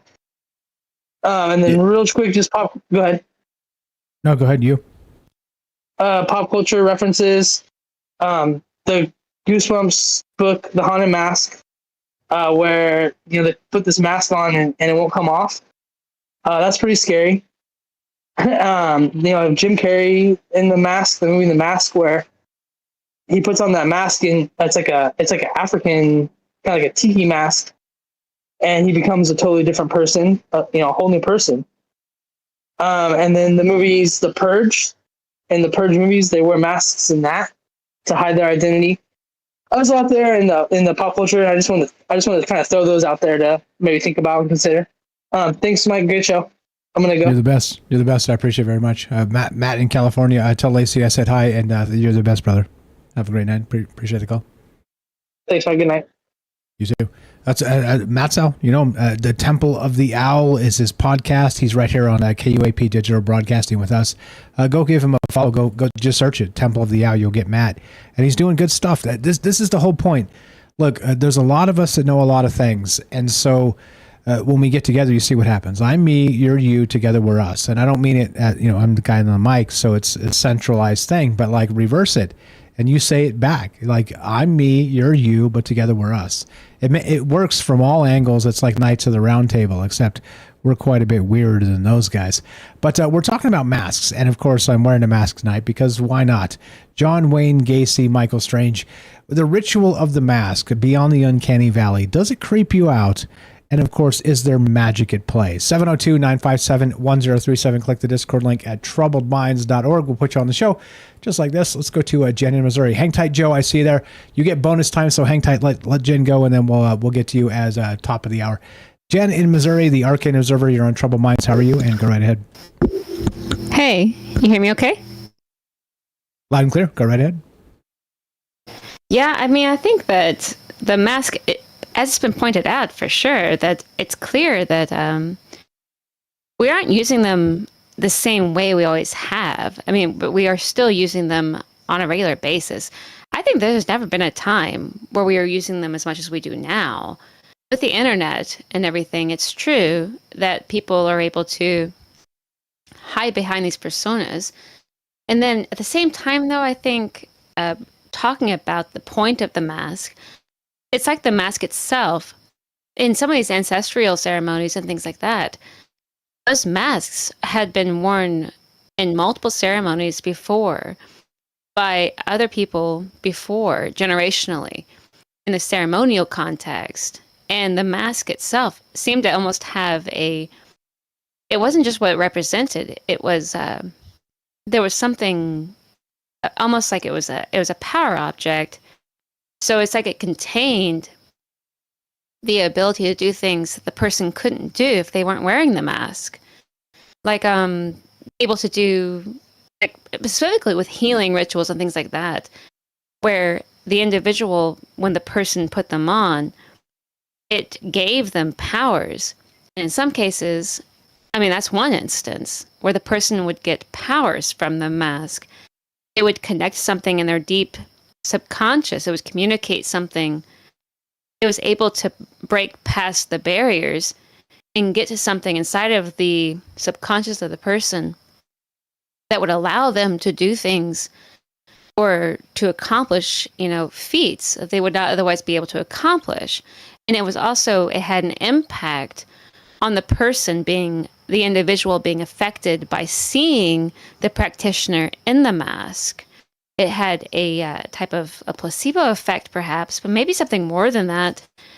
And then the idea of wearing the masks, aside from ceremonial situations, putting on a mask, the anonymity of it, and it allowed the person to be whatever they wanted to act out. However, in the context of a situation where everybody's wearing the same mask, they become faceless, and they become... they can't be identified by their face or necessarily even by their name or anything like that. And in that instance, it allows from the outside institutions to affect that mass group in a certain way. And control real quick on that. So it becomes a stormtrooper effect, like TK421. Why aren't you at your post? Or back to the plague doctors and that plague doctor mask. I actually have that as part of this to get to, and if we don't get to it, that's okay. We'll get to it another night. But it's like this sort of anonymous entity that's, as they describe it to you, it's a wizard or it's a doctor or it's a soldier or whatever, and they put this in front of you as, well, here you go. This is what you get because this is the best we got. But and I know this is a person with flaws and interests and all the rest of those things that we're all flawed with. And so it becomes a little bit terrifying because we're supposed to expect to believe in sort of the soldier sense that there's something happening there. But it's not. It's just another person in a costume, isn't it? Yes. I mean, behind the mask, everybody's just pretending like they did. I mean, like, when we're children, you know, it's true. We put on costumes and we put on masks. And as we get older, we decide what costume, what type of persona you're going to show to people. And you're going to go, I mean, like, and ideally it's authentic, but I think it is authentic in a way to what the person is. By the mask, I mean, like, even style and facial expressions and things like that are all things that are learned, that are often practiced by, you know, psychopaths or like or just the average human being learns to mimic the human being. And they've done studies about putting babies with chimpanzees and raising them together, and they thought the chimpanzee would imitate the baby, but it was actually the opposite effect. The baby imitated the chimpanzee. So it's this strange mimic effect with humanity, where they do learn from their surroundings and they imitate and what they see. And so, and when you take into account where you have the implementation of putting a partial mask over people, it allows that perhaps the authoritarian aspect of the society can look at them all as the exact same thing, and they're faceless, and they can do whatever they want to them because they are faceless, which is the opposite effect that you would see in other rituals, wherein the mask gave them power and allowed them to take on attributes they wouldn't otherwise be able to muster if they did not have the power of that mask. In other cases where they are possessed by the mask, and it gives them, it takes over their psyche in a way, and they begin to even act out in ways they usually wouldn't. And then in other aspects where they use the mask as anonymity, and I mean, I think that it is a huge topic, and it's important to talk about these things, but clearly seeing the face itself and the body itself even as being a mask in of self of what the psyche wants to represent, we're constantly trying to express what that looks like. And what's coming from the heart of the individual, they're constantly trying to show the truth of whatever they're trying to express in life. And the mask is an extension of that, but it can also be it can be a way, you could find masks, make masks that will allow the psyche to show those things, you know? So yeah, I don't know, there's a lot to it. It's complicated. So what about the magic of the mask? So back to that whole, so obviously as a person, you know, I, me, or you, all the rest of that stuff, you know, obviously there's sort of a, you know, a break in consciousness between individuals. But beyond that, let's say that how come when you put on, again, back to Michael Myers and sort of this Halloween stuff, like the only thing, I mean, other than like he's a, you know, supernatural, unstoppable juggernaut, but the only thing scary about that guy is he's like tall and he's fit, and you know, there's a lot of people out there like that, but he's got this super stupid flimsy mask, and it's like, really? Like this is what we're supposed to be afraid of, but still it's chilling. It freaks us out. It is sort of this fear effect. Again, going back to Dungeons and Dragons, I know you're familiar a little bit. It feels like putting on a mask is casting a fear spell in some sense, or which again, you know me and my control mechanisms I'm always talking about, because we're surrounded by them. We're surrounded by them. Beyond that, to another level, if you put on a mask, is it actual simple, the most simple type of magic is basically what I'm asking here. It seems to me that it is, because like I said, two very innocuous things, me just mowing my lawn or me just mowing my lawn painted up as the Joker, is going to elicit two very different responses. And the Joker painting, as you see in the thing, if you're watching, is going to freak people out and even give them nightmares. So you see what I'm saying? This sort of resonates not just as a, dude, I think Mike's finally lost it, but also it will resonate into your nightmares as, well, Clown Mike is now part of your dreams. And how far does this go and how bad does it look? You know what I mean? And that's the thing. It's like, come on now. Like, and we're back to Michael Myers. We're talking about this stupid, flimsy, nondescript plastic thing that sits on his face. It makes no sense, doesn't it? I mean, it becomes the greatest fears of all. Like, whatever, I think when the person cannot, human beings are the greatest, they're the apex predator on the planet. And they're extremely intelligent, even at the simplest levels, incredibly intelligent, very dangerous. If you can't read the expressions and see, and hopefully their face will betray what they are actually thinking, and you might be able to catch a glimmer of that and then have some foreshadowing of what you could expect. But in the case where they have a mask on, you can't see any of that. And I think it can kind of run amok in the mind of the observer, of the person looking at the person in the mask, where they could begin to imagine things that embody their worst fears in a way that might be encapsulated behind that mask of what that person may do. And if they are wearing something as innocuous as like a hockey mask or a William Shatner mask or a clown mask or anything like that, they can't make out the expressions, and so their imagination could run away with them of what might be going on. And then you begin to wonder why they're wearing the mask to begin with, to hide. They must be up to something if they are wearing a mask to hide themselves. And that it's funny though, because I mean, in the context of that they may be doing, I mean, in that instance, obviously, if you're wearing those types of masks that are held in pop culture, your intention is clear.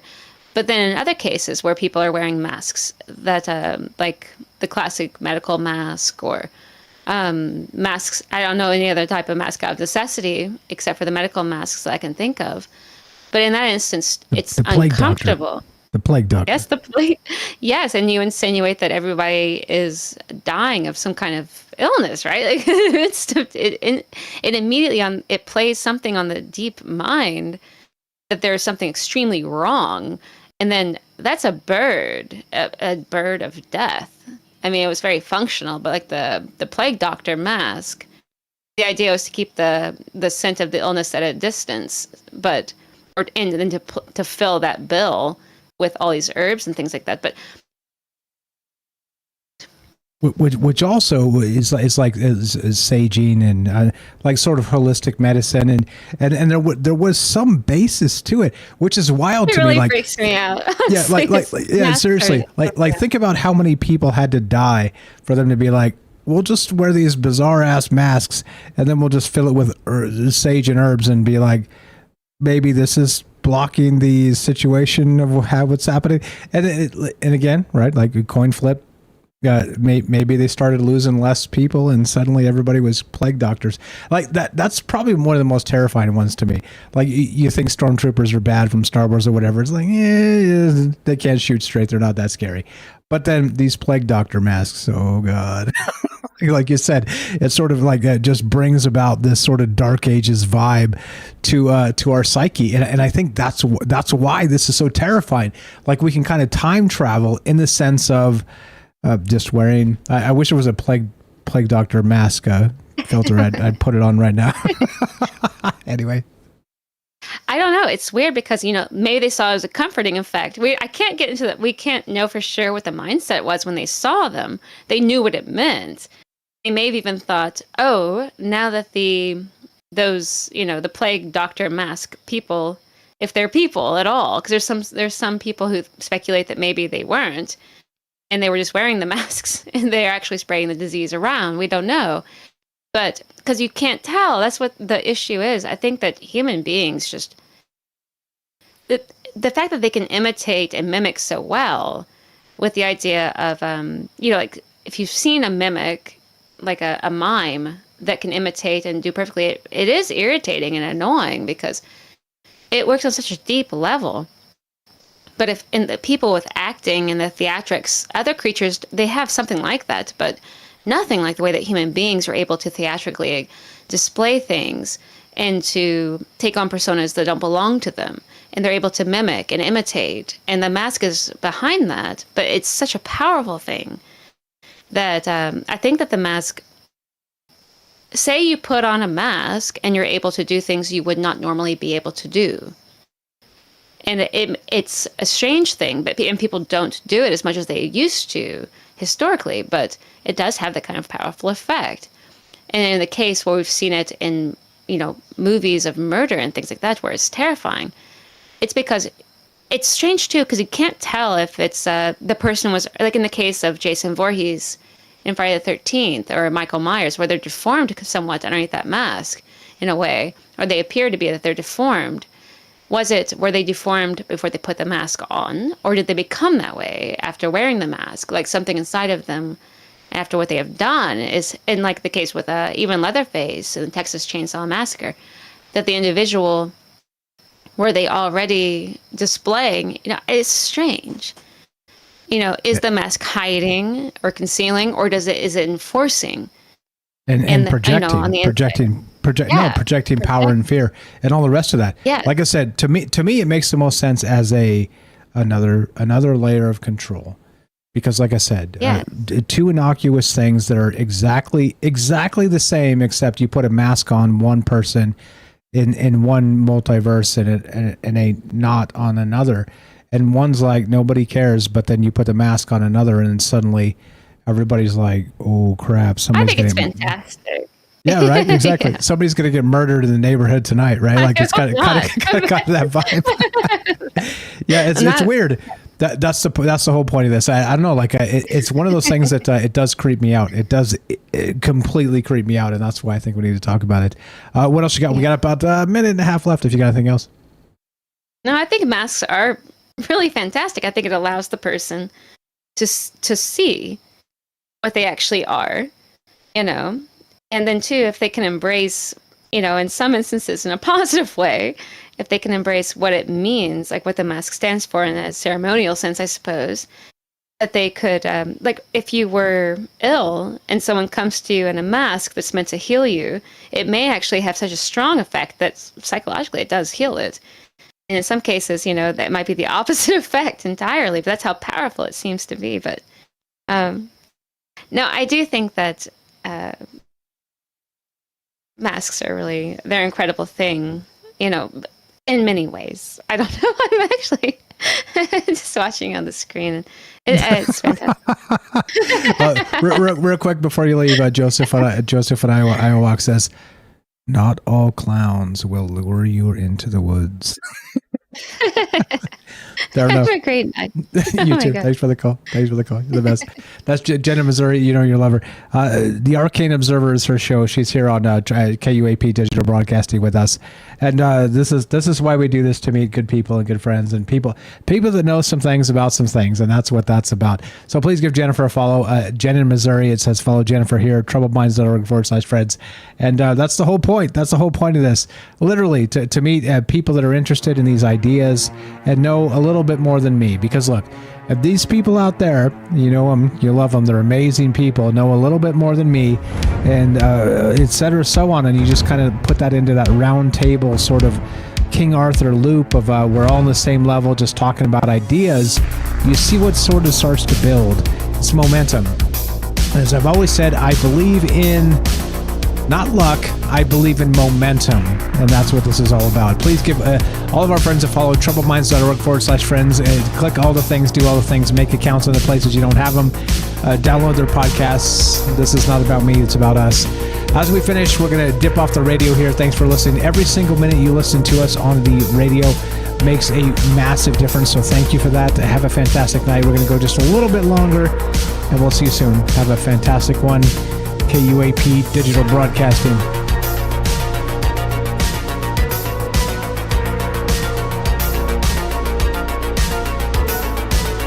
The rest of us. We're going to have Michael Strange mow his lawn as a terrifying clown. In any case, I don't have a lawn, and I'm not a clown. Well, it depends on who you ask. Some people will be like, Michael Strange, that guy's a clown. Imagine the Joe Roop accent. Moggle, Michael Strange, he's a clown. Well, in this case, he's right. I hope Joe's doing well. Like I said, I use him as a punching bag sometimes, but also he disrespected me, and I don't like that. That's the way it goes, right? Like you respect, you disrespect. Hey, don't do it. Don't do it. This is the deal. We're talking about the ritual of the mask beyond the uncanny valley. What do you know about this stuff, and how come it seems like there's another layer to people when you put just a flimsy plastic piece of China-made garbage on their face? You get what I'm saying? That's the point. That's the whole point. I don't know. No answers from me, just more questions, and that's why we talk about this stuff together. Let's go one final call, and then let's dip this and do all the rest. Oh, I owe David an apology, by the way, real quick before we go to Joe. Last night we were having technical issues. I think it was that Windows, like a pending Windows update. And so I don't know if you noticed. I know we don't. We talk to each other on the podcast, but like many of us don't have time to go back and listen on the podcast to your spots or whatever. But here's the wild part. So like when David and I were chopping it up at sort of the end there, I was like, David, what if I said to you, you're a bitch and all this stuff, and I was kind of going off as like a sort of an example of sort of communication and how. You can say, good morning, how are you? But your body language and your tone and all the rest of the stuff can kind of like do this other stuff. Like it cut right at that point. So basically I was like berating David, and then the entire tech issue cut. So that's how the podcast ended. If you guys want like a pretty good laugh, go listen to last night's podcast, and just go down to like the last 2 minutes, and you'll see I'm like using David as a punching bag, and then it ends because the rest didn't come through as part of the recording process. So my eternal apologies to David on the road. Sorry about that, bro. It sounds like you were the punching bag. Anyway, the ritual of the mask beyond the uncanny valley. Let's go to Joe in Florida. Thanks for being patient, my friend. You're on Troubled Minds. How are you, sir? And go right ahead. Hey, I'm okay. Sorry to keep everybody up if anybody's listening, but are you kidding me? Yeah, I just, of course people are listening. If there's anybody up this late, I don't mean it like that. I mean, if there's anybody up late, because it's 1 o'clock in the morning around that. But I took some vacation time so I could be up late and decorate the house, which is pretty much like a 2-day affair to get all the Halloween stuff out. So it's appropriate because I've been working on some extra stuff, multitasking, but masks, great topic. I think when we were kids, we want to wear those plastic masks to maybe emulate our heroes. Bad examples of that are, I remember kids thinking they could fly like Superman, and they ended up falling out of windows. But I remember that. People taking it too far, kids taking it too far, or not knowing any better. Get to my teen years, like my kids, they don't think it's cool. They don't really want to wear masks anymore. I kind of don't know what that's about, but I think I went through that phase. And then being back as an adult, for me, I think, everybody's points are great. You can wear a mask to do some evil, do some good here and there. But I think it's just all personal decision. For me, it was like a first marriage that was awful and couldn't get nowhere when I got out of it, and, started doing better for myself. I'm married now and doing a little bit better here and there. I started wanting to celebrate things again. And Halloween's always been more than Christmas. But I started building some masks, not knowing what I was doing. And I know I've said it on the show before, but I built the Anubis mask because I used to really like Stargate. And now I love the Anubis mask because of what I do for a living. And it kind of ties in. And when I look back for a personal journey, I think I'm right where I'm supposed to be for a job. Because I did a million things. And then I kind of just wanted to teach. And I went, I got an expensive piece of paper on a wall that I'm paying on, that I'm not using. And I ended up doing what I'm doing now, which has been rewarding for the most part, very rewarding. And when I look back at that mask, as much as I love Stargate, my Anubis mask is also, the god of the dead, embalming, things like that in Egyptian folklore. And I think about people having beliefs and, we can believe in God, Christ, Islam here, there, and everywhere. But if I had to believe in something, I think I would believe in that Anubis right there. Because when a family sits down in front of me, for the most part, I can't judge them. If that makes sense. I can't judge what's in front of me. Somebody's died. I need to take care of them. Yeah. No matter what they believe, what's going on, it's there in front of me. I have that job. To get the family there, to get the family through the paperwork, to get the family through the grief, for a little bit. I talk to people and give them a little more counseling than most funeral directors, only because I took a lot of background courses in abnormal psychology and things like that. You'd be surprised about what's involved in classes to be a funeral director. It's really not that much. It's not that much. And probably why a lot of the kids flunk out, because they can't take it. We see a lot of, it's after hours. I see a lot of shit, basically.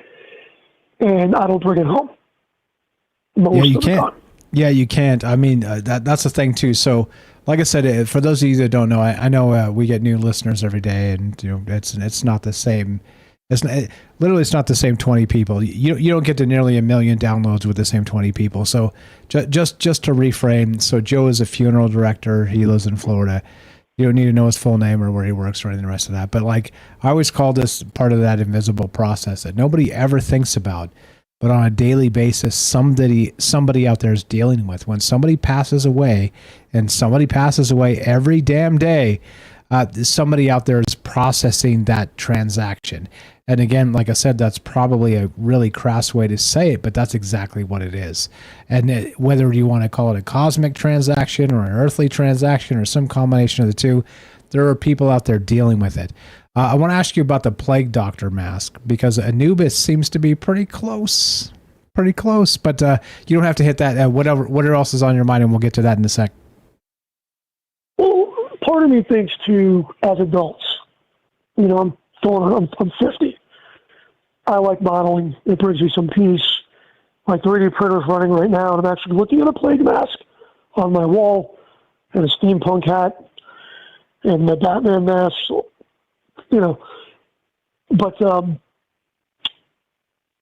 as adults, I think, trying to compare it to like Peter Pan, I think those of us here tonight, again, like minds, troubled minds, we hopefully have one foot in reality,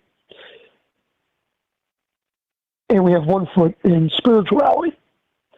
I think a lot of society is not able to, as they get older, walk that line. Okay? I think a lot of them, when I go to, costume contests and stuff, I see adults, you see a typical woman that might dress like a sexy pirate. You might see a guy walking around with the popcorn on his hog, if I could say. Just stupid stuff. It's fine. You know what I mean? It's good when I look at those things, but to me, there's no effort. They're paid for. Those things were simple bought things. I think as adults, it probably means more, at least for me, that we build it or we put some kind of hand stuff into it. Cosplaying, basically. Adult cosplaying. When I go to a lot of these costume contests, some of these guys have great Star Wars costumes. Hey, did you make that on the printer? Hey, No, I bought it. I paid for it. Well, I could do that. I could shell out $1,500, right, and buy something. But to me, there's no fun in that. There's no spirituality in that. There's no energy, personality, or creativity put into that. I like wearing the masks when I go out, just to a club here and there.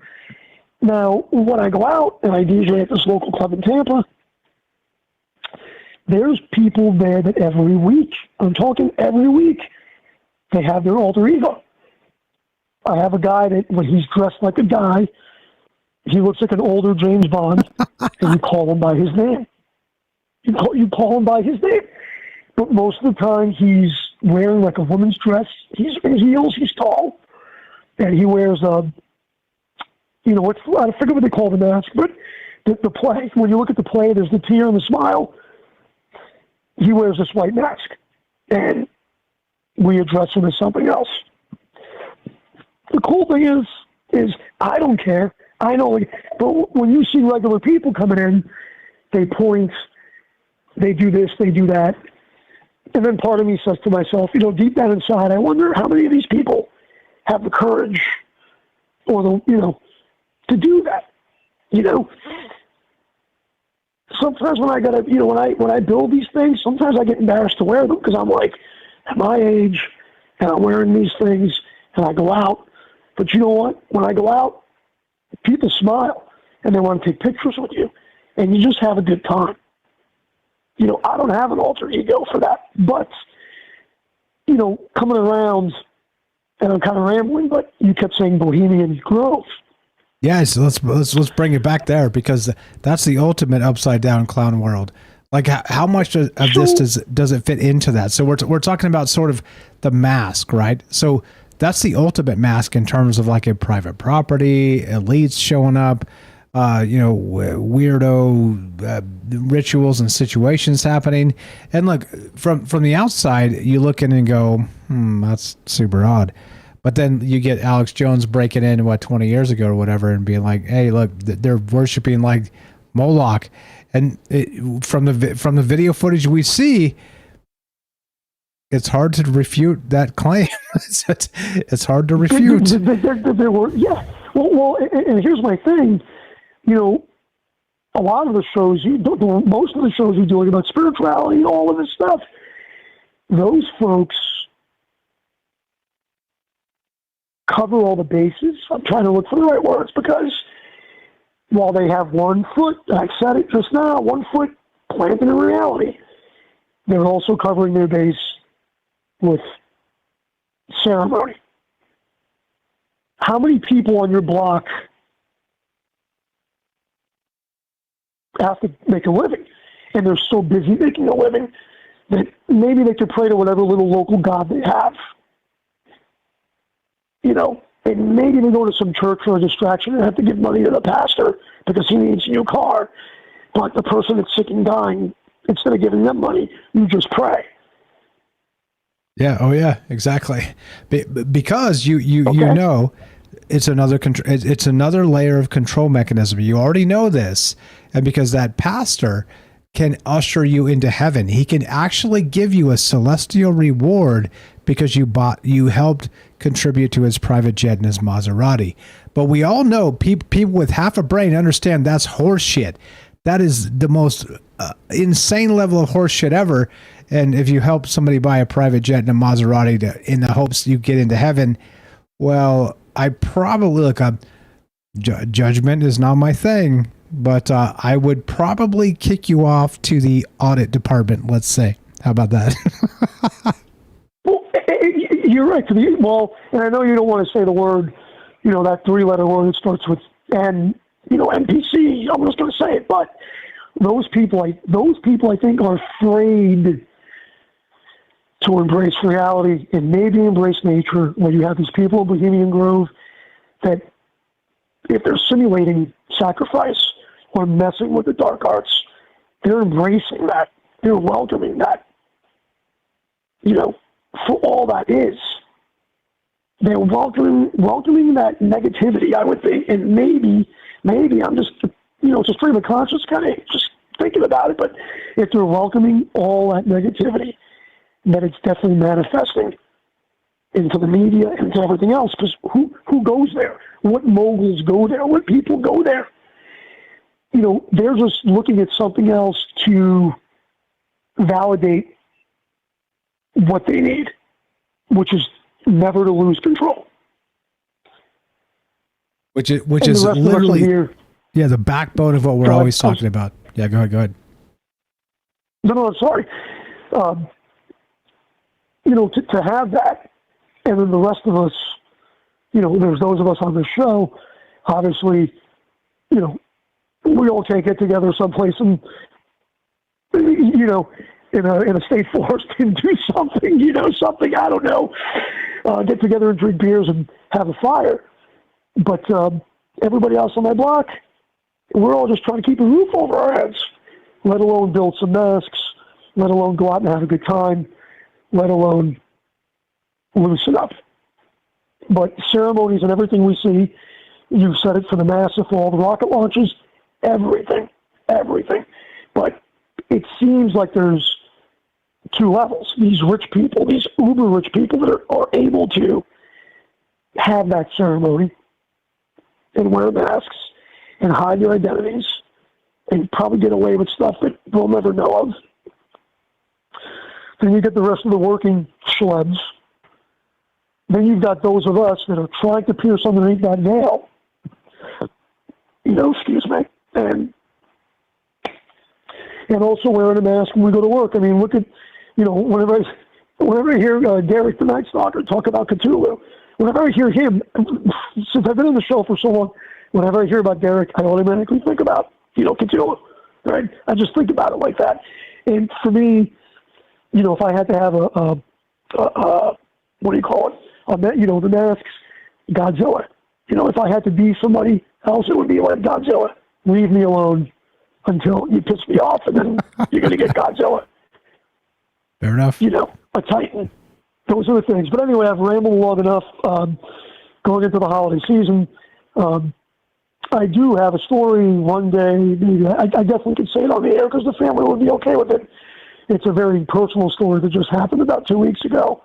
I don't know how your schedule's going to line up for Halloween or for the, No. Okay, so I'm glad you brought it up. A friend of mine that died.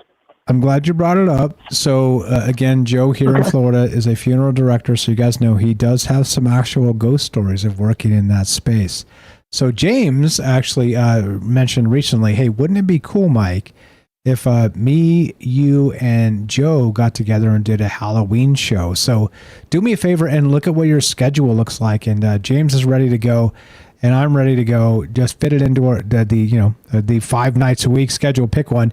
And if I'd love to hear it and talk about it and sort of revisit. As you know, look, we're growing every year, and look, I can't thank you guys enough for being part of this show and listening and supporting. And every minute you listen in all the places matters and helps us grow and get there, wherever there means.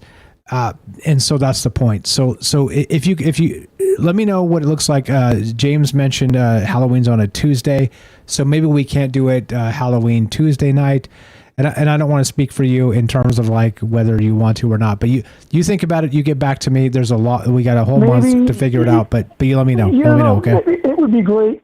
I'm going to write everything down. The last thing that happened to me wasn't that it was so much of a haunting, but it would make a funny story. So, but maybe the Sunday or the Monday beforehand, because that Tuesday night I will be out, probably partying. You will be dressed like the plague. You'll be dressed like the plague doctor collecting corpses. You'll be dressed like the plague doctor collecting corpses. I'm either going to do I'm either going to do. I might do the Anubis. I might do the Anubis because here was the thing: when COVID hit, everything stopped. The Anubis helmet that I have that I posted up, everybody loves that thing, but I basically have to dress for 2 nights. So I have a Batman, I have a samurai Batman costume, and then I got the Anubis. So like Saturday the 28th, I've got a busy Halloween party here for my kids. It's going to be a whole event, the backyard, haunted house. I'm trying to make a spaceship out of a gazebo and projectors and all kinds of stuff. So I'm going to have a Halloween party. Then that night I'm going to go out. I've got a DJ Friday the 13th. I've been asked to DJ Friday the 13th to do like one of the rooms, but that's Sunday the 29th or Monday the 30th. I think if we could do something, yeah, and it'll give me some time to write everything out because it's been a couple of years. But I did have some hauntings at the at the old funeral home I used to work at. And I have a conclusion about why I think I had hauntings at that one. And I really don't have any hauntings at the one that I'm at, but we'll leave that for another time. Yeah. So Sunday or Monday are the best days, you're saying, yes? Yeah. Okay, yeah. Get back to me. James said he's flexible. He wanted me to mention it to you, and so yeah. Okay, so that will be do the thing, meditate on it. Don't wear clown makeup while you're mowing your lawn, and watch out for the alligators and the actual anacondas in Florida. Our Florida man, you're the best brother. Oh my God! Real quick. Sure. Unfortunately, like literally 3 miles down the road from me, 13-foot alligator got a hold of a 41-year-old woman. I don't know the whole story, but I heard that Clearwater, right? Is that the space? Yeah, it was Clearwater. It was probably not 3. It was probably like 8 miles. I'm like a little bit farther south, like close to St. Pete. But yeah, it was like Largo. It's like between me and Clearwater, so it's probably like 8 miles. Yeah, dear God, that was crazy. I heard about that. Crazy. So it was a 13-foot. Just if you guys don't know the news story, it was a 13-foot gator that found basically a transient 40-ish-year-old woman. And the police, apparently there were multiple police reports in the past several weeks trying to clear her out of the area because it was full of gators. And they're like, hey, come on, you can't be here. This is dangerous. And then so they have this gruesome video, which I haven't seen because I'm not into watching gruesome stuff. It's just not me. I heard it. Hearing the audio is good enough for me. I don't want to actually watch the damn video. But there was a 13-foot alligator like actually carrying the body of this woman and fighting off authorities to defend its prey. I mean, of all the grotesque stuff, hey, you can have Florida, bro. I'll give you that. I got to walk my dogs with the stun baton because we have coyotes. So yeah, when I walk the dogs at night, I carry a nightstick basically with the stun gun at the end of it because you never know because they come around. And the lake that I'm by, we've got like a 12-foot alligator. When you go riding your bike around the trail, sometimes they'll come out and sun themselves. Yeah, it's crazy. So, but anyway, have a good night and you're the best. Get back to me. Okay. You're the best. Get back to me. Sleep well. Be well. We'll catch you soon. Thanks, Joe. Will do. Have a great night. That's Joe in Florida. He's our Florida man. Our Florida man. If you ever wonder what kind of crazy nonsense is going on in Florida, it's a thing. It's a thing. They got these weird laws over in Florida, which means specifically that because of the way the laws are with transparency, you get some of the craziest news out of Florida, which again it tells you everything you need to know about the rest of the world, right? And so eventually, you know how this is going to end up. Just like the Vegas shooting, by the way, real quick, if you guys don't know anything about this, the Las Vegas Metropolitan PD, and this is related to what Joe was saying there and what I was just talking about, during the Vegas shooting was a live feed. However, what happened after that, because the FBI goons stepped in and all the rest and et cetera, so on, and me, I was listening live and, I heard some wild stuff about shots in all kinds of casinos, and there were dozens of ambulances over at the Tropicana. And again, like I said, this is a sore subject in Vegas, and I can't get anybody to really talk to me about this. And even years later, 6 years later, anyway. Oh, by the way, just another sync on that. So we're coming up to October 1st, which is just a few days from now, and that's when this happened 6 years ago. The largest mass shooting in the history of the United States. Okay, it was in Las Vegas. Another weird sync regarding that is back to the Ryan Gable bit with the U2 show. There was another sync there because the individual that I'm not sure if I told you guys this, but we were sitting there at the end of the Mike Barr thing, and somebody came at Laura. She doesn't know who we are, I don't think. She's like my neighbor. She lives like, I don't know, like a few blocks down or something. She told me where she lived, and I was like, oh crap. I'm like a few blocks from there. Like, that's nuts. And, but she was like, gushing over Ryan Gable. She's like, "Oh my God, Ryan Gable's here," and she was talking to him, right? And it was the wildest thing, right? And Ryan he was so gracious. He's like, "Well, Mike here does a real good job too," like trying to like, you know, kind of turn her on to like what I was doing, what we were doing. Not one single bit of interest, even though we were neighbors. It was the most hilarious thing. But the reason I bring it up is because it was my first actual like taste of sort of a celebrity experience. But it wasn't me; it was Ryan Gable, which is super hilarious. And he handled it so well. And it was just weird, right? This alien conference. Go back and listen to the U2 show last Sunday, I believe it was. Anyway, and you'll get the full story. But to add this as part of it, and the context of why I'm bringing it up is because she said, this Laura, again, I don't know her last name, so I know what she looks like, but I'm not going to send you guys a picture. I didn't get a picture. But her name's Laura, and she's a neighbor close by. And she was telling me she was in the Bellagio the night the Vegas shooting went down. And not only that, she said that she heard with her own ears and talked to other people in the building that heard there were shots fired in the Bellagio. And this is the type of stuff. This is why people need to talk to each other, because the official stories spin off. And let me tell you, the initial, and I'll get back to the police scanner in a sec to bring this full circle, and we'll end this. But the full circle here is that initially when I was listening on the actual live radio thing, because again, if you guys have listened to me for any amount of time, just a real quick, what time is it? Oh, fuck it. We're fine. I'm gonna tell a story. So I'm still living in the same place 6 years later. Across the street, a week before the Vegas shooting, there was some sort of disturbance, like some, I don't know, it was like 3 a.m. And you know me, I'm a weirdo night owl. Okay. So here's the story. I'm just going to make this brief, but here's the bizarre part about the Vegas stuff and why I'm still kind of have my tinfoil tingling about it 6 years later is that you talk about synchronicities. I've never listened to police scanners in my entire life. Like I've got, my dad, my grandpa, they were cops, 30 years, etc. So that's why when people attack cops, I'm like, would you please like consider that cops are people too, and they're not like some brown shirt situation happening, and there are real people out there trying to do really difficult work. And like if you can't like conceive of that, anyway, I digress. But anyway, so my dad listened to a police scanner because he's a weirdo, and like you got to be able to turn it off at some point. I've never done it.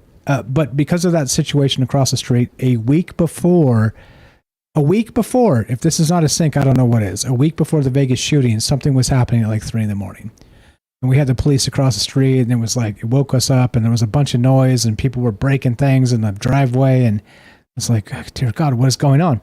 So I downloaded a police scanner app, okay? A police scanner app. And I had it on my phone for like 6 weeks. In its entirety, and I just deleted it. But here's the thing. A week before the Vegas shooting, I downloaded a police scanner app on my phone, and basically it throws you notifications when something's happening in different parts of the country, which is fascinatingly enough how I heard about the Vegas thing, because usually you see like this situation where you're like, your phone's going bleep, bleep, bleep, bleep, bleep. And this is why I deleted it, because you pick it up and it's like Omaha or something. No offense to Omaha. Like, you guys are amazing. Be well, live well, don't die, all the stuff, take care of each other, all the rest of that. Okay. I'm not saying that. I'm saying I don't live there. And so that type of like sort of blink, blink, blink 24 hours a day with the bad police sort of stuff was happening, and it was real. Okay. So literally a week later, after I downloaded it to find out what was going on across the street, because I didn't want to walk out there at 3 a.m. on the cops, right? That's how you get shot, right? Don't do that. But I've told this story before. Just again, I know we have a lot of new listeners, so gonna just rehash this for a moment, and then we'll end this. But so I couldn't find out. I didn't get anything from across the street. So it was kind of like the garage was open, everything was open, the whole place, but some kind of domestic disturbance. That's all I know. Never found out what happened.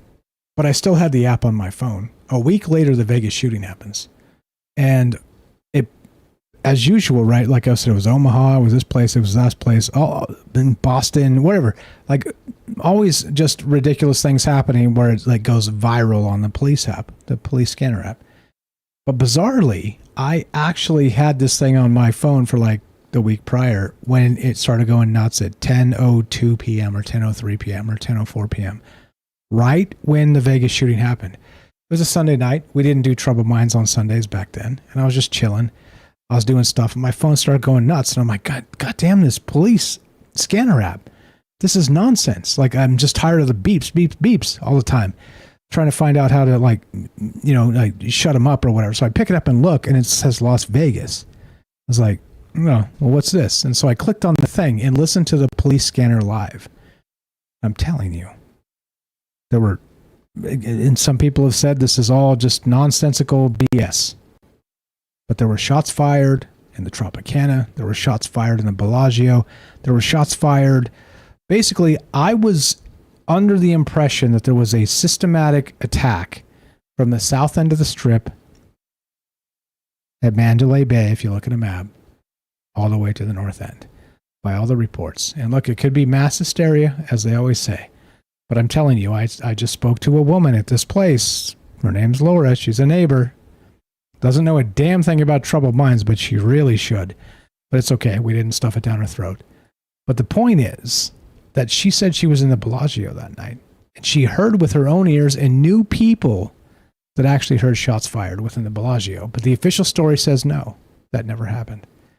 So as a result of this, and all the way this works in the, this is why people need to talk to each other.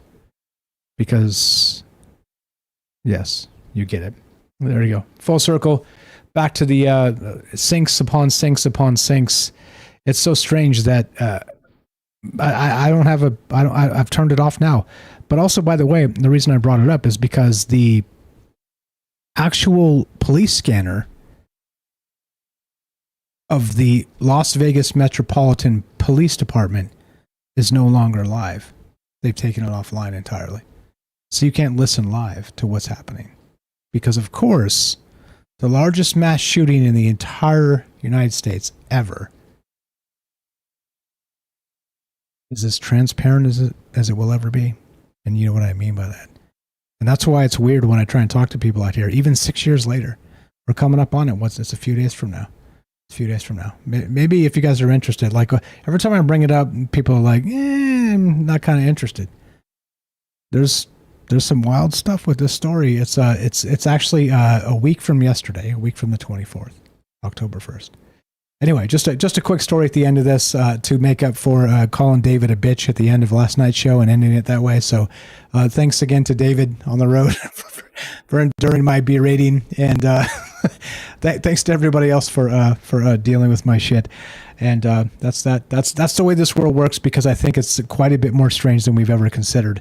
And that's why I think it's important, as I've always said, we need to talk to each other, because there are things out there that are not the official story that actually happened. And that's that. All right, let's smash the buttons. Let's do the things. And we'll get the hell out of here. Let's do it. Do the thing. Excuse my my mask tonight. It's coming into Halloween season. And over on Rumble, I was told Mike should do the mask filters more. It's not new. It's not new. Go back to last Halloween and the previous Halloween. And yeah, in any case, it is a festive thing, and that's that. So look, as we finish, no answers from me, just more questions as always, and I think it's important. This is literally the concept and the basis of this show, is that regular people need to talk to each other about extraordinary things. Here we are doing it. So thank you for sharing your ideas, your thoughts, your memories, your extrapolations of what the future might bring. All of it. It means a lot to me, and it means a lot to everybody out there listening. Like I said, we're I don't know, 750,000 downloads in a couple years or something. I mean, it's an unbelievable amount of actual interest we've garnered on this podcast. We're basically like the little engine that could. But as I always say, I'm me, you're you, but together we're us. If you want to help Troubled Minds, you know what to do. Help the friends of Troubled Minds, troubledminds.org/friends. There's a list of amazing people down there. I have a couple people I haven't added yet. I will do that. It's on my list. I'm so busy. I'm so sorry about that. We will fix it. Keep looking at that list. Keep following those people because they make this show go round. It's not just me, it's us. It's about conversations and ideas, and that's that. If you want to help Troubled Minds directly and you got a little bit of money to spend, please do. Like I said, I'm not going to turn money down, but I'm not going to beg you for it either. I work a full-time job and bust my nuts to make all this happen. So I'm not depending on anybody to do anything for me. That's just, again, you know that about me. That's why I'm here every goddamn night. And I mean that in the best way, because we've only got so much time here on this globe, and or flat, or whatever you believe. And look, I don't care what you believe in that regard. I'm saying that we only have so much time in a human lifespan, so I'm here to bust my guts out and do the best I can and help myself and help you and help us as a group as part of it. You can sub a few ways to help if you want to spend some scratch. It's important. Sub up on Rockfin, Rumble, or of course you can go to troubledfans.com, and you'll find hats, shirts, maybe just mugs, all the rest of the stuff. And you can tip on there, by the way. I got a nice tip recently. Thank you for that. If you buy like a hat or something, you're like, I want to tip another whatever X dollars, you can do that on the troubledfans.com. That's a merch store. A lot of ways to do it. Like I said, I'm not trying to bend you over a barrel or beg or anything. Like I said, I'm going to work for it, and that's that. And that's why I'm still here. That's why we're still doing this. The deal is this, too. So follow our friends, all the places I said. If you don't want to spend money or don't have money to spend, you are completely welcome here. This is not about, like I said, extorting anybody. This is about sharing ideas and pressing forward. So spread the word. Let people know there's a conversation happening where we're not going to talk about who to vote for or this nonsensical culture war bullshit they're trying to jam down our throats. I'm not into it. Let's consider our own narratives as possibly true and go from there. And there you go. The easiest way, the best way is to listen to the podcast feed. Over 5 years of Troubled Minds, 730 plus episodes, an unbelievable gamut of conversations. And that's that. Go listen. Good Pods, iTunes, Spotify, completely free. Let those commercials run. If you're listening on that, please let them run. It's like 90 seconds every 24 minutes. But if you skip them, I don't get paid. I appreciate that. As we finish, it goes exactly like this. What does the Y-Files guy say? Fuck that guy. Michael Strange says this: be sure, be strong, be true. And also when I'm doing it, I don't make any kind of Illuminati hand signals. Just throwing it out there. From our Troubled Minds to yours. Have a great night. You guys are amazing. Thanks for being part of this. We'll catch you tomorrow, God willing, because, of course, don't forget, tomorrow is not guaranteed.